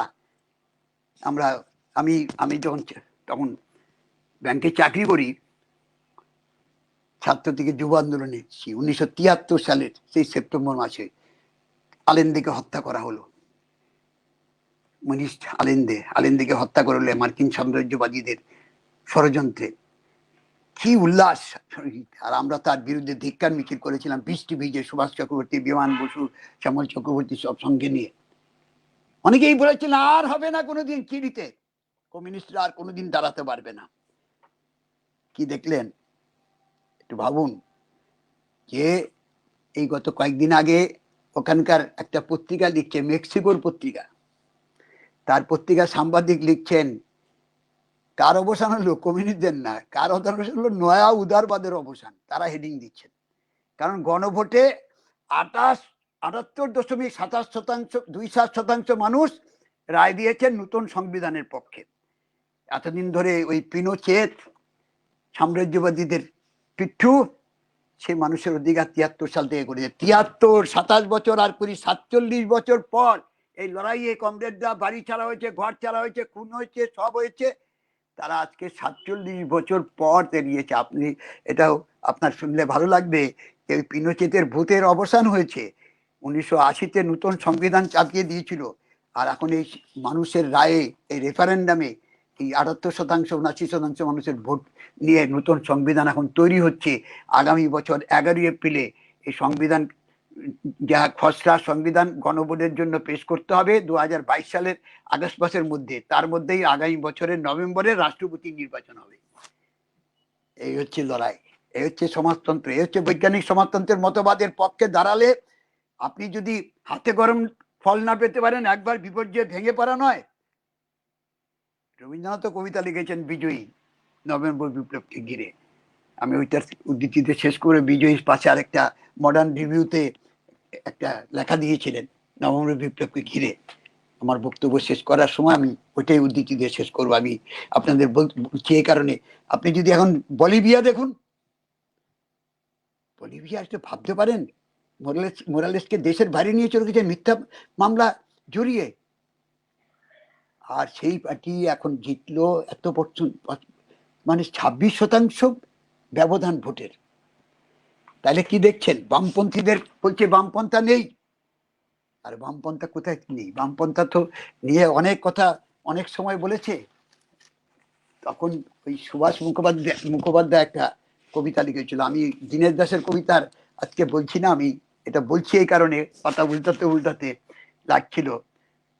বায়ে চলো বায়ে, কোটালের বানে মাথা উঁচু করে, পাথুরে মাটিতে পাটি পেয়ে গো, দুর্ধমনীয় স্পর্ধা, দুরন্ত ক্রোধ টান করে বাঁধে ধনুকের মুখে ছিলা। বায়ে চলো ভাই বায়ে, কালো রাত্রির বুক ছিঁড়ে চলো, দুহাতে উপড়ে আনি আমাদের লাল রক্তের রঙিন সকাল। বায়ে চলো ভাই বায়ে, পঙ্গপালকে তাড়িয়ে মাঠের আমরাই হব সম্রাট, দিক দিগন্ত পাকা ফসলের সোনা দিয়ে মুড়ে দেব, ফাঁসিকার জেল গ্যাস গুলি ঠেলে অন্ধকারকে দুপায়ে মারিয়ে শকুনের চোখ গেলে দি চলো, সুখে শান্তিতে বাঁচি, কোটালের বানে মাথা উঁচু করে, পাথুরে মাটিতে, এবার লিখছে আগে লিখেছিল পাথুরে মাটিতে পালিয়ে এগো মিছিলে এগো, আর এবার লিখছে পাথুরে মাটিতে পা টিপে দৃপ্ত মিছিলে এগো, দুর্দমনীয় স্পর্ধা, দুরন্ত ক্রোধ টান করে বাঁধে ধনুকের মুখে ছিলা। বায়ে বায়ে চলো বায়ে, এটা তখনকার প্রশ্ন। আজকে দেখুন এই বায়ে চলো মানে বায়ে বামপন্থা, এখানটায় হচ্ছে বামপন্থার জায়গায় কত দেশ এখন, আপনি ল্যাটিন আমেরিকার দেশগুলিতে এখন কি অবস্থা, কমিউনিস্ট পার্টিগুলো হচ্ছে বামপন্থা। এই জন্য ইন্ডিয়ান এক্সপ্রেসে লিখতে হচ্ছে, লিখে বলছে সমাজতন্ত্রের যখন তাকে সংবিধানের থেকে সমাজতন্ত্রকে বাদ দিতে বলছে, এরকম এই ফ্যাসিস্ট শক্তি RSS বজরং দল তারা এইসব করছে। আর সেই সময় পৃথিবীর কাছে বার্তা হচ্ছে, যারাই সমাজতান্ত্রিক দেশ তো চীন, রাশিয়া, কোরিয়া, কিউবা, ভিয়েতনাম, সে তো বললামই, লাউস তাদের কথা বললামই, তার সাথে হচ্ছে যেটুকু বামপন্থা, ভেনেজুয়েলা এত আক্রমণের মুখে দাঁড়িয়ে তারা ঠেকিয়ে দিচ্ছে, নিকারাগুয়া তারা ঠেকাচ্ছে, আবার ঠেকাচ্ছে শুধু মাঝখানে দাঁড়িয়েছে কয়েকদিন আগে নিউজিল্যান্ড শান্তিতে আছে, দেখবেন সেখানে যে মহিলা লেবার পার্টির এই সময় ভোট হয়েছে একটা রাষ্ট্রে, আমেরিকার আগে প্রথম রাষ্ট্রের ভোট হলো সেই নিউজিল্যান্ডে, তারাও জিতে এসছে, তারাও এই পরিস্থিতি সামলাতে পেরেছে। যারা একটু মাঝখানে থেকেছে সারেন্ডার করেনি, তারা এক একটা করে দেশ তারা এগিয়ে আছে এই পরিস্থিতি মোকাবেলা, অর্থনৈতিক দিক থেকে, আবার হচ্ছে এই ক্ষয়ক্ষতির দিক থেকেও তারা অনেকটা সামাল দিতে পেরেছে। কারণ এখানে শুধু ভাষণের কথা নয়, ওই দেখছেন ডোনাল্ড ট্রাম্প, আরে ডোনাল্ড ট্রাম্পের ওই যে বলে একটা বডিগার্ড, যে বলে না মেরা লোরে খুঁটির জোরে, নরেন্দ্র মোদী একবারে ট্রাম্পের জন্য একবারে সব সঁপে দিয়েছিল, ভেবেছিল ট্রাম্প বাঁচাবে, আরে নিজেই বাঁচতে পারলো না, এখন গেছে কি বলছে, কি শেষ রক্ষা করতে চাইছে। প্রথম বললো কাউন্টিং হচ্ছে, আমাকে হারিয়ে দিচ্ছে স্টিল করে, মামলা করেছিল, মামলা কোনো ডকুমেন্ট দেখাতে পারছে না কোথায় চুরি হয়েছে, তারপর পিছু হচ্ছে, এখন আবার বিলম্বিত করছে কাউন্টিং নিয়ে। কিন্তু কে হার মানছে, এ হার রুখবে কে, সাধ্যকার? প্রশ্নটা হচ্ছে এইখানটায় যে এই ব্যবস্থা, সাম্রাজ্যবাদী পুঁজিবাদী ব্যবস্থার মধ্যে দিয়ে কোনো সমাধান নেই। এইটাই নভেম্বর বিপ্লব আমাদের কাছে বার্তা পাঠিয়েছিল। সেই নভেম্বর বিপ্লবের এই বার্তার মধ্যে দাঁড়িয়ে আপনি যদি চারিদিকে দেখেন, আমাদের দেশের মাটিতে আসুন, আমি কেরালার কথা বললাম, কেরালা আটকেছিল, কেরালা, হ্যাঁ কেরালা এই সময় আমাদের ওই যে উনামের ক্ষেত্রে একটু সতর্ক না থাকলে দেখবেন এই সরকারকে মামলা করতে হচ্ছে, অন্য রাজ্যে মামলা করতে হয়নি। এই যে শ্যামা পূজার সময় বাজি পটকা এইসব ফাটানোর ক্ষেত্রে মামলা করে রায় আনতে হচ্ছে, সবগুলি মামলা করে রায় আনতে হচ্ছে, কোনো দায় দায়িত্ব নেই, মানুষের প্রতি দায়বদ্ধতা নেই। সেই জন্য আপনি যদি আমাদের দেশের মাটিতেও তাকান, তাতেও দেখবেন যে আমাদের রাজ্যগুলির যে চেহারা আছে, সেখানেও দেখবেন যে কেরালার আক্রান্ত সংখ্যা কত, কোন থিওরিতে গেছে মানে দেখবেন সেখানে মাত্র 7,000, কেরালায় হচ্ছে 1640 জনের মৃত্যু। আপনি সারা পৃথিবীর যদি সংখ্যা দেখেন সেখানে একটা দেশে যা মৃত্যু নয়, শুধু মহারাষ্ট্রে 44,965, কর্ণাটকে 11,347, অন্ধ্রপ্রদেশে 6,768, তামিলনাড়ুতে 11,299, ইউপিতে 7,155, দিল্লিতে 6,833, পশ্চিমবাংলা 7,177, যদিও সবাই জানেন। আবার হচ্ছে কোমরবিডিটিতে আছো আরো 6,000 7,000। তারপরে আছে ওয়েস্ট বেঙ্গল বললাম অষ্টম স্থানে, রাজস্থান 1966, ছত্তিশগড় 2,412, গুজরাটে 3,748, পাঞ্জাবে 4,295, মধ্যপ্রদেশে 3,004, জম্মু কাশ্মীরে 1,523, আর কেরালা তো 1640 জন। এই শুধু ওনামে ওই বাইরের আর ক্ষেত্রে এই ঘটনা ঘটলো, নাহলে তারা আটকে রেখেছিল সবটা।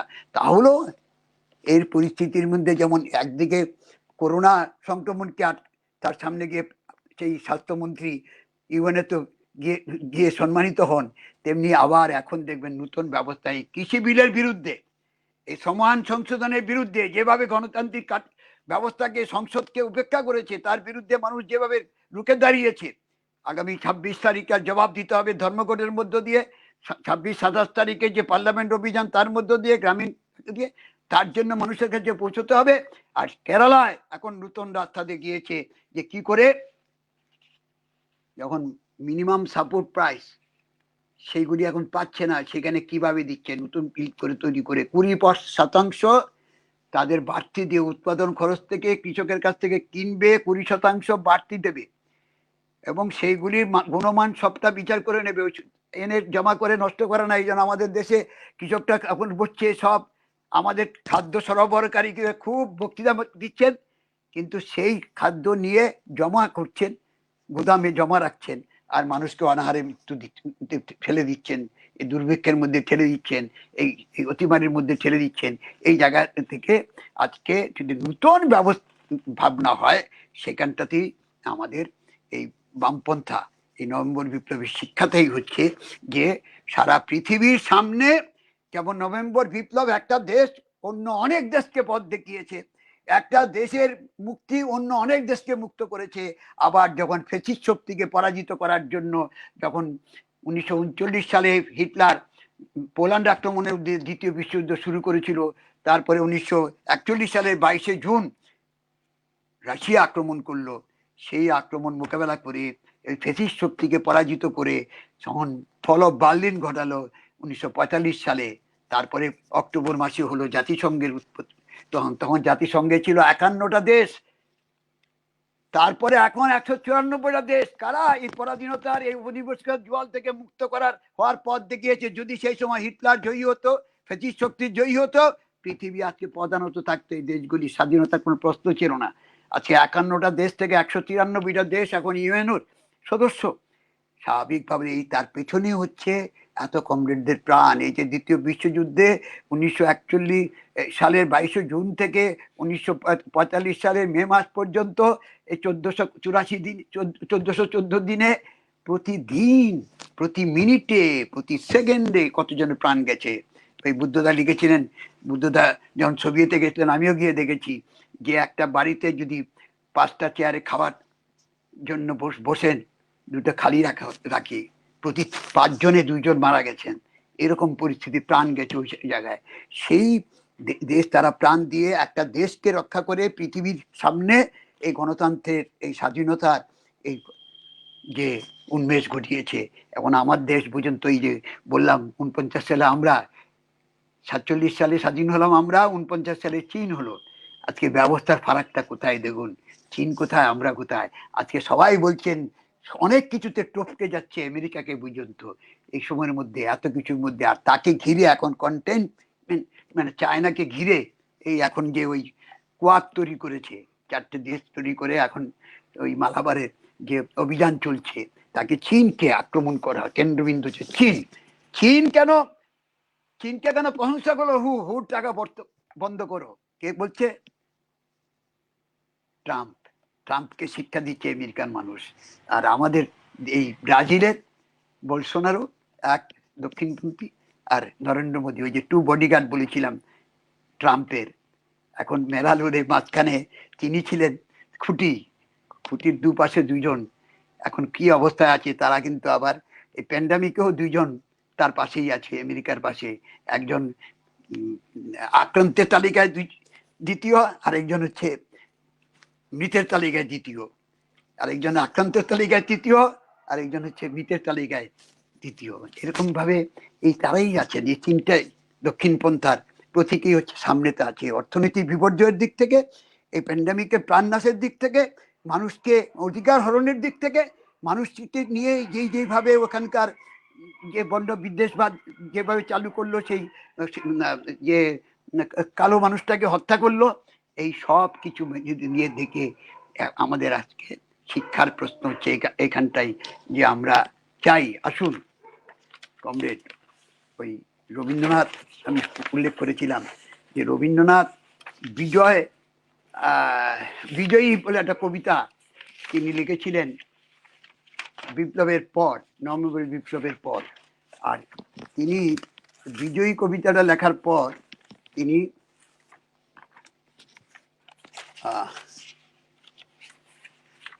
এক সেকেন্ড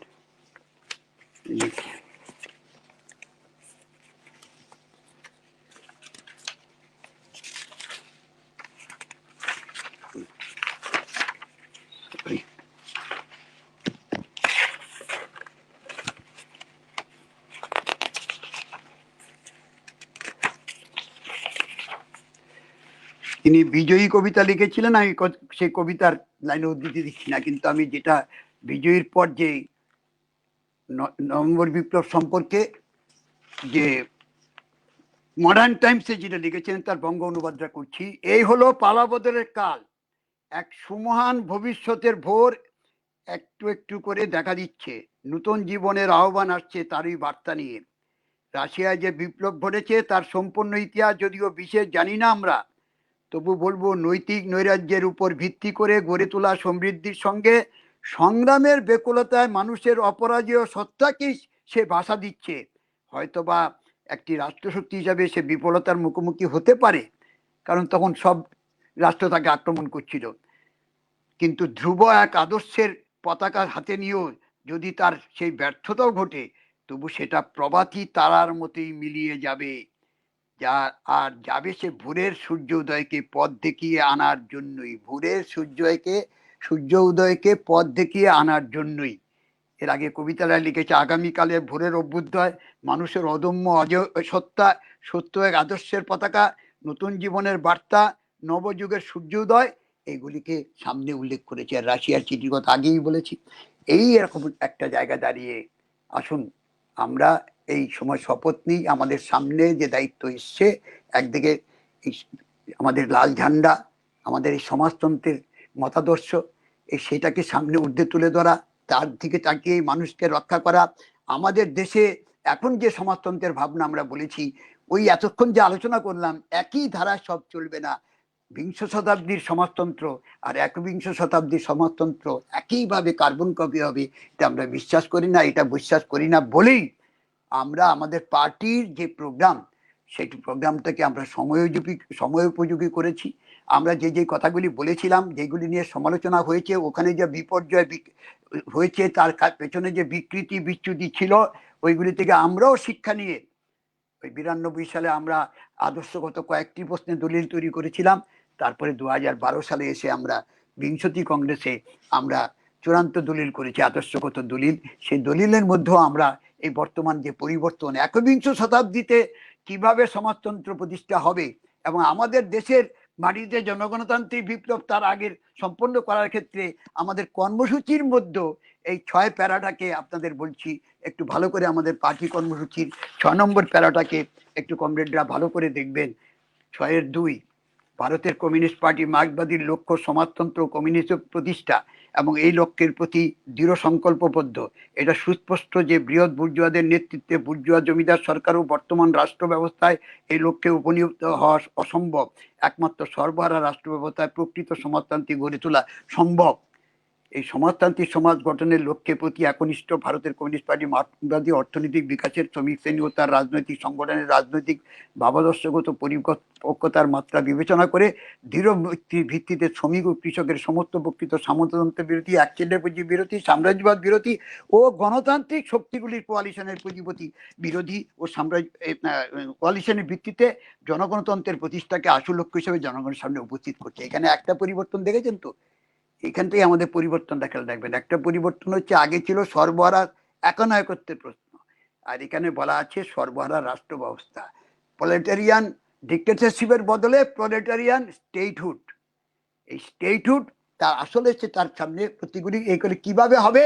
এখানে 21টা দফা আছে। রাষ্ট্র কাঠামোর ক্ষেত্রে আমরা একবারে কিভাবে অঙ্গরাজ্যগুলিকে নেব, গণতন্ত্রটা সবচেয়ে হবে, মানুষের অধিকার থাকবে, সমান অধিকার থাকবে, নারী পুরুষের এই সমস্ত ধর্ম, রাষ্ট্র, এই সমস্ত মানুষের সব ধর্ম চর্চার অধিকার থাকবে, কিন্তু রাষ্ট্রের সাথে মেলানো না। এই সমস্ত বিষয়গুলিকে এইখানে যেই হয়েছে আমাদের পার্টি কর্মসূচিতেই সেটা আমরা লিপিবদ্ধ করেছি। 6.3 এই রাষ্ট্র কাঠামোর ক্ষেত্রে এখানে 21টা প্যারা আছে। সেটা একটু আমাদের চর্চার মধ্যে দিয়ে, এই যে বিজেপি তৃণমূলের দিকে ঝুঁকছে, বলছে তৃণমূলকে ঠেকাতে এখন বিজেপির কে একটু দেখি। পঞ্চায়েতে দেখেছেন, লোকসভায় দেখেছেন, এখনো দেখা বাকি আছে। সেই জন্য বলছি সর্বনাশা পথ, এটা আত্মঘাতী পথ। কেউ বলছেন বিজেপিকে ঠেকাতে তৃণমূলের দিকে যাও, কেউ বলছে তৃণমূলকে ঠেকাতে বিজেপির দিকে যাও। আমরা বলছি দুটোকে, তৃণমূলকে পরাজিত করা হচ্ছে বিজেপিকে পরাজিত করার পূর্বশর্ত। সেই জন্য আমরা তৃণমূল এবং বিজেপির বিরুদ্ধে সমস্ত শক্তিকে ঐক্যবদ্ধ করে আমরা এগোতে চাই, এবং আমাদের পার্টি কেন্দ্রীয় কমিটি আমাদের এই আসন্ন যে নির্বাচনী সংগ্রাম, সেখানে আমরা যে রণকৌশল, নির্বাচনী রণকৌশল গ্রহণ করেছি, কেন্দ্রীয় কমিটি সেটাকে অনুমোদন দিয়েছে সব করে। সেই কাজেই হচ্ছে আমাদের রাজ্যের নির্বাচন, আসামের নির্বাচন, তামিলনাড়ুর নির্বাচন, কেরালার নির্বাচন হবে। সেখানে একটা প্রশ্ন খুঁচিয়ে দেয় বারবার, এগুলি অনেকদিন ধরেই চলছে, যে কেরালায় তো কংগ্রেসের বিরুদ্ধে হচ্ছে। কংগ্রেস ওখানে, কেরালায় এটা ঘটনা, কেরালা একবার আমরা একবার কংগ্রেস, ইউডিএফ এলডিএফ এই লড়াই হচ্ছে। আর যখন 2004 ইউপিএ সরকার হলো, তখনও আমাদের আমরা ওখানে 18টা আসনে কংগ্রেসকে পরাজিত করে জিতেছি। আবার আমাদের রাজ্য জ্যোতি বসু যতদিন মুখ্যমন্ত্রী ছিলেন, আমরা কংগ্রেসকে পরাজিত করেই এই রাজ্যে আমরা সরকার পরিচালনা করেছি। আবার যখন দিল্লিতে বিজেপির বিরুদ্ধে লড়াই হয়েছে, অটল বিহারী বাজপেয়ী সরকারের বিরুদ্ধে বলুন, আবার পরবর্তীকালে এই সরকারের বিরুদ্ধে বলুন, তখন আমরা এই ফেসিস্ট সুলভ, আমাদের পার্টি প্রোগ্রামের মধ্যেই আছে 7.14 ধারার মধ্যে, যে এই বিজেপি হচ্ছে একটা ফেসিস্ট সুলভ শক্তি, অন্যান্য বুর্জোয়া পার্টির সাথে এর পার্থক্য আছে। সুতরাং অর্থনীতির দিক থেকে, সংস্কৃতির দিক থেকে, সংবিধান, গণতন্ত্র, চর্চা, স্বাধীনতা সব কিছুর ক্ষেত্রে এই শক্তিকে পরাস্ত করার জন্যই আমাদের এগোতে হবে। আমি আবার কমরেডদের অভিনন্দন জানাচ্ছি। আর মহান নভেম্বর বিপ্লব জিন্দাবাদ। মহান নভেম্বর বিপ্লবের পথ ধরেই আমরা আমাদের দেশের সমাজতন্ত্রকে প্রতিষ্ঠা করব। এই জায়গায় শুধু আমি বলছি, এই ক্ষেত্রে কমরেড শ্যামল চক্রবর্তী তার মৃত্যুর আগে শেষ আর্টিকেলটা লিখে গেছেন, সেটা লিখেছেন হচ্ছে দেশ পত্রিকায়, লেনিনের 150 বছর। সেইখানে তিনি যে তার কথাগুলি লিখেছেন, আমি সেই কথা প্রবন্ধটা পড়ার জন্য আমি অনুরোধ করে, আমি আর সময় না নিয়ে সেই প্রবন্ধটা, তার শেষ 2টো প্যারা একটু কমরেডদের পড়তে অনুরোধ করছি। আমি যা বললাম তার শেষ 2টো প্যারা আপনারা একটু নিশ্চয়ই মনোযোগ দিয়ে পড়বেন, এই আবেদন জানিয়ে আমি আমার কথা শেষ করছি। ধন্যবাদ।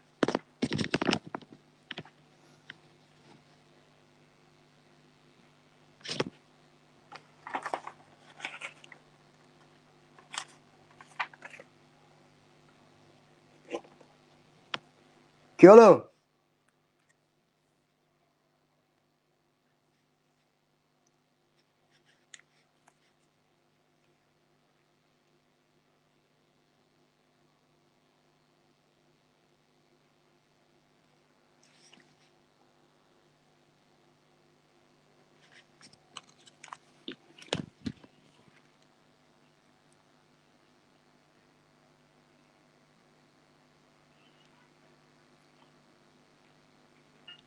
কি হলো?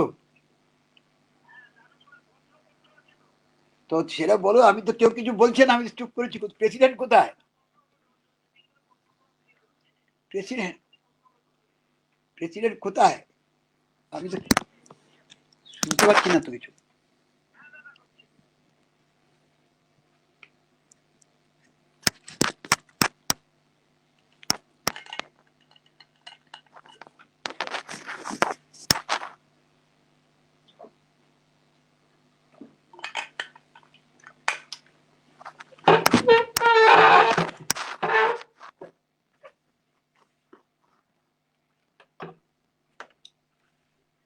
রবীন্দ্র শুনতে পাচ্ছেন? হ্যাঁ হ্যাঁ বলো। আচ্ছা, আমাদের জেলা পার্টির পক্ষ থেকে আপনাকে ধন্যবাদ জানিয়ে ছোট করতে চাই না। আমরা জেলা পার্টি ভীষণভাবে কৃতজ্ঞতা প্রকাশ করছি। নভেম্বর বিপ্লবের সঙ্গে সাযুজ্য রেখে আমাদের পার্টি করণীয় কর্তব্য সম্পর্কে যে বিস্তারিতভাবে রাখলেন, অনেকগুলি জিনিস আমাদেরও জানা ছিল না। আপনার কাছ থেকে আজকে সেই জিনিসগুলো জেনে আমরা উপকৃত হয়েছি। ভবিষ্যতে আমাদের জেলা পার্টির পরিচালনার ক্ষেত্রে আমার মনে হয় কমরেডদের কিছুটা হলেও অগ্রগতি এবং বিকাশ ঘটবে। প্রশ্ন খুব বেশি নেই, একটাই প্রশ্ন আছে, সেটা হলো ধর্মনিরপেক্ষতা ও সমাজতন্ত্র ধাঁচের সমাজের কথা কে যুক্ত করেছিলেন। এই একটি প্রশ্ন করার মতো আমাদের কাছে যতগুলি আছে তার মধ্য থেকে এই প্রশ্নটি আপনার কাছে আমরা উপস্থাপন করলাম। সেটা হচ্ছে ইন্দিরা গান্ধী, আপনারা জানেন যে জরুরি অবস্থা জারি করেছিলেন। জরুরি অবস্থা জারি করার পর সংবিধান সংশোধন করেছিলেন, সেটা একনায়কতন্ত্র প্রতিষ্ঠা করা, প্র্যাকটিক্যালি বিরোধীদের অধিকার খর্ব করা, এইসব ছিল। তারপর যেটা হলো, তারপরে এর সাথে তিনি দুটো যুক্ত করে দিলেন। কারণ অনেকেই, আপনারা জানেন, আমাদের দেশ স্বাধীনতার পর থেকেই এই নেহেরু থেকে শুরু করে সবাই এই সমাজতন্ত্র, নেহেরু তো সোভিয়েতের সমাজতন্ত্রের প্রশংসা করেছেন। স্টালিনের মৃত্যুর পরেও তিনি যে রেজলিউশন সংসদে পেশ করেছিলেন, তাতেও তিনি সমাজতন্ত্র নিয়ে অনেক বক্তব্য রেখেছেন। স্টালিন যে যেভাবে সমাজতন্ত্রকে প্রতিষ্ঠা করেছেন তারও জয়গান করেছেন। কিন্তু তারা সবসময় বলে গেছে সমাজতন্ত্র নয়, ওই যে পরিকল্পনাটা, পঞ্চবার্ষিকী পরিকল্পনার কথা স্টালিনের নেতৃত্বে আমি উল্লেখ করলাম, সেই পঞ্চবার্ষিকীর পরিকল্পনা আমাদের এখানে করেছে, কিন্তু সেটা করেছে, ওই উদাহরণ দিতাম আর কি, আমরা ওই প্লেনের উপরে যদি গরুর গাড়ির মধ্যে প্লেনের ইঞ্জিন লাগিয়ে দিলে কি হবে? তো সেইরকম হচ্ছে, গোটা ব্যবস্থাটাকে দুর্বল রেখে শুধু পরিকল্পনা করলে কি হবে? কার্যকরী করতে হবে। তো যেটা অনুসরণ করতে হলে ওই ব্যবস্থাটাকে পাল্টানো। যেটা আমরা বলেছি যে সামন্ততন্ত্র বিরোধী, একচেটিয়া পুঁজি বিরোধী এবং সাম্রাজ্যবাদ বিরোধী, ওই ব্যবস্থাটা আছে তো, এই ব্যবস্থাটা নেই। কিন্তু তারা কি করলো, যখন দেখলো যে সমাজতন্ত্র তখন একটা ভয়ঙ্কর ভাবে মানুষকে আকর্ষণ করছে, তখন সমাজতন্ত্রের বিরোধিতা করার সরাসরি কারোর উপায় ছিল না। আপনারা ওটাও জানেন, হিটলারও সমাজতন্ত্রের কথা ব্যবহার করেছিল। যে ফ্যাসিস্ট হিটলার, মুসোলিনি, যারা ফ্যাসিবাদ কায়েম করার পক্ষে ছিল, যার জন্য অনেকে বিভ্রান্ত হয়েছিলেন। আমাদের রবীন্দ্রনাথও তার মধ্যে আছেন, পরবর্তীকালে কারেকশন করে দিয়েছেন, দেখবেন ওই ইতালিতে গিয়ে এই মুসোলিনির প্রশংসার ব্যাপারটা। কিন্তু সেই প্রশ্নে এটা বুঝে রাখুন, তখন এখানে যখন দেখছে যে তার বিরুদ্ধে মানুষের, তখন তিনি ওই সমাজতন্ত্র আর ধর্মনিরপেক্ষ দুটো যুক্ত করে দিলেন। এরপরে ওই 42তম সংশোধনী, তারপরে এটাকে 44তম সংশোধনীর মধ্য দিয়ে যখন মোরারজি সরকার এলো, তারপরে আবার বিপি সিং সরকার পরপরই যে পরিবর্তনগুলি ঘটলো, তখন আরো বেশি করে পুষ্ট হলো জায়গায়। কিন্তু এই প্রশ্ন দুটোকে আমরা সমর্থন করেছিলাম, কারণ আমরা বিরোধীরা করলো যেমন ব্যাংক জাতীয়করণ, আমরা সমর্থন করেছিলাম। রাজন্য ভাতা বিলোপ, এগুলো আমাদের দাবি ছিল, ওরা কার্যকরী করেছে, আমরা সমর্থন করি। ভালো কাজ করলে আমরা সমর্থন করি, এই তো কমিউনিস্টদের কাজ। এদের মতো তো সবকিছু আমাদের, আমরা যখন শিল্প গড়তে গেলাম সবাই মিলে বিরোধিতা করলো, বিজেপিও বিরোধিতা করলো, তৃণমূল বিরোধিতা করলো, সব। এখন তখন একটা রামধনু জোট হয়ে গেছিল। কিন্তু আমাদের এখানে আমরা এই যখন ইন্দিরা গান্ধী তিনি এটা করলেন, এটা হ্যাঁ ভালো, তিনি করেছিলেন তার আধিপত্য বজায় রাখার জন্য, তাকে প্রয়োগ করার জন্য নয়। আমরা সেখানেই দেখেছি, পরবর্তীকালে তারা আপোষ করেছিল। এখানে জ্যোতি বসু, কমরেড জ্যোতি বসু মুখ্যমন্ত্রী থাকার দেখেছিলেন যে নরেন্দ্র মোদী আজকে ক্ষমতায় এলো, তার প্রেক্ষাপটটা তো ছিল এই 92 সালের 6ই ডিসেম্বর। এটা তো বুঝতে হবে, আমাদের মাথায় রাখতে হবে। এইটাকে ঘিরেই তো এখন এই রাম মন্দির এসব জায়গায়, সেখানে সময় যদি দুর্বলতা না দেখাতো, বিশেষ করে রাজীব গান্ধী দুর্বলতা না দেখাতো এই জায়গা থেকে, সেটাকে তো জ্যোতি বসু গিয়ে সেখানে ধমকে একটা জায়গায় দাঁড় করিয়েছিলেন। কেন ন্যাশনাল ইন্টিগ্রেশন কাউন্সিলে মিটিং ডাকলেন না, এইসব পরে আপনাদের সেই সময় মনে থাকার কথা। সেই জন্য আমি বলছি, এই কমরেড প্রশ্নটা করেছেন, প্রশ্নটা হচ্ছে ইন্দিরা গান্ধী তুলিয়েছিলেন, কিন্তু দাবিটা ছিল দীর্ঘদিনের হচ্ছে এর পক্ষে। আমাদের পার্টির কর্মসূচি দেখবেন সমস্ত জায়গায় একবারে সেই সময় থেকে, ব্রিটিশ আমল থেকে আমরা ধর্মনিরপেক্ষতার পক্ষে আমরা কথা বলে এসেছি, আমরা সমাজতন্ত্রের পক্ষে। আমাদের পার্টি কমিউনিস্ট পার্টি, আমি শুরুতেই বলেছি, আমাদের পার্টির প্রতিষ্ঠা মুজাফফর আহমেদের, তার বিরাট ষড়যন্ত্র মামলায় তার আসামি হওয়া এবং সেখানে দাঁড়িয়ে কাঠগড়াকে ব্যবহার করা, সব হচ্ছে সমাজতন্ত্রের পক্ষে। অনেকে এ নিয়ে মুচলেখা দিয়েছেন, অনেকে পিছু হটেছেন, কিন্তু আমরা নিরন্তর আছি। কিন্তু এগুলিকে ব্যবহার করেছেন তারা to kill the communism in the name of communism. এটা একটা থিওরি আছে, কমিউনিজমের নাম করে কমিউনিজমকে ধ্বংস করো, সমাজতন্ত্রের নাম করে সমাজতন্ত্রকে বিরোধিতা করো। তারা সেই উদ্দেশ্য করেছিলেন, কিন্তু এটা আমরা মনে করি কার্যকরী ব্যবস্থা। যেমন ব্যাংক জাতীয়করণ, এখন ব্যাংক বেসরকারীকরণ করছে, সেটা শুরু করেছিল কংগ্রেস আমল থেকেই, এখন কার্যকরী করেছে একটা চূড়ান্তভাবে নরেন্দ্র মোদীরা। তেমনি আজকে সমস্ত রাষ্ট্রায়ত্ত সংস্থাকে বেসরকারীকরণ করে, ওই যখন বলছি আমাদের গরিব মানুষের আয় কমছে, তারা বেকার হচ্ছে, তারা প্রাণ হারাচ্ছে, তখন আম্বানি আদানির 23.9% জিডিপি কমছে, আর ওদের কয়েক গুণ আয় বাড়ছে, সম্পত্তির পরিমাণ বাড়ছে। সেই অর্থে এই হচ্ছে নীতির ব্যাপার। সুতরাং এইটা যে কমরেড প্রশ্ন করেছেন কারেক্টলি, যেটা করেছিলেন ইন্দিরা গান্ধী, দুটি অন্তর্ভুক্ত হয়। আর এটাকে দাবি ছিল বামপন্থীদের, বামপন্থীরা শুধু দাবি করে না, বামপন্থীরা এটা প্রয়োগ করে। এবং আমাদের রাজ্যে, আমরা কেরালায় আমরা এগুলি প্রয়োগ করছি বলে আমরা আক্রমণের কেন্দ্রবিন্দু, এটা খেয়াল রাখবেন।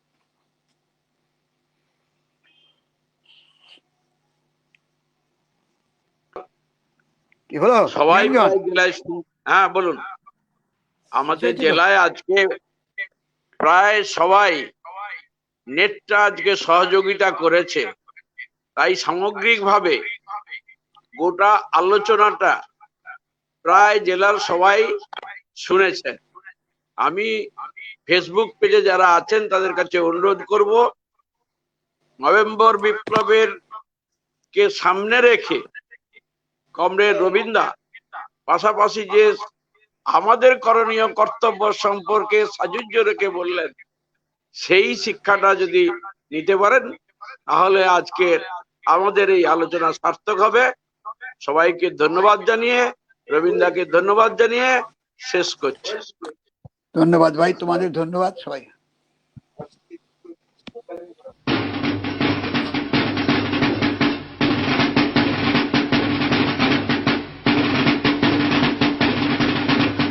অনশন মৃত্যু তুষার তুফান, প্রতি নগর হতে গ্রামাঞ্চল, কমরেড লেনিনের আহ্বান, চলে মুক্তি সেনা দল। কমরেড লেনিনের আহ্বান, চলে মুক্তি সেনা দল। অতিক্রান্তর প্রান্তর গিরি দুর্গম, পূর্ব সীমান্তে ধায় পল্টন, প্রাইমোরিয়ার শেষ দুর্গে আশ্রয় নিয়েছে দুশ্মন। প্রাইমোরিয়ার শেষ দুর্গে আশ্রয় নিয়েছে দুশ্মন। যুদ্ধ লাঞ্ছিত বিবর্ণ লাল পতাকা, মহাগৌরবে ঊর্ধ্বে উঠিন। শত শীত রক্তের রঙে হলো সহস্র গুণ রঙিন। শত শীত রক্তের রঙে হলো সহস্র গুণ রঙিন।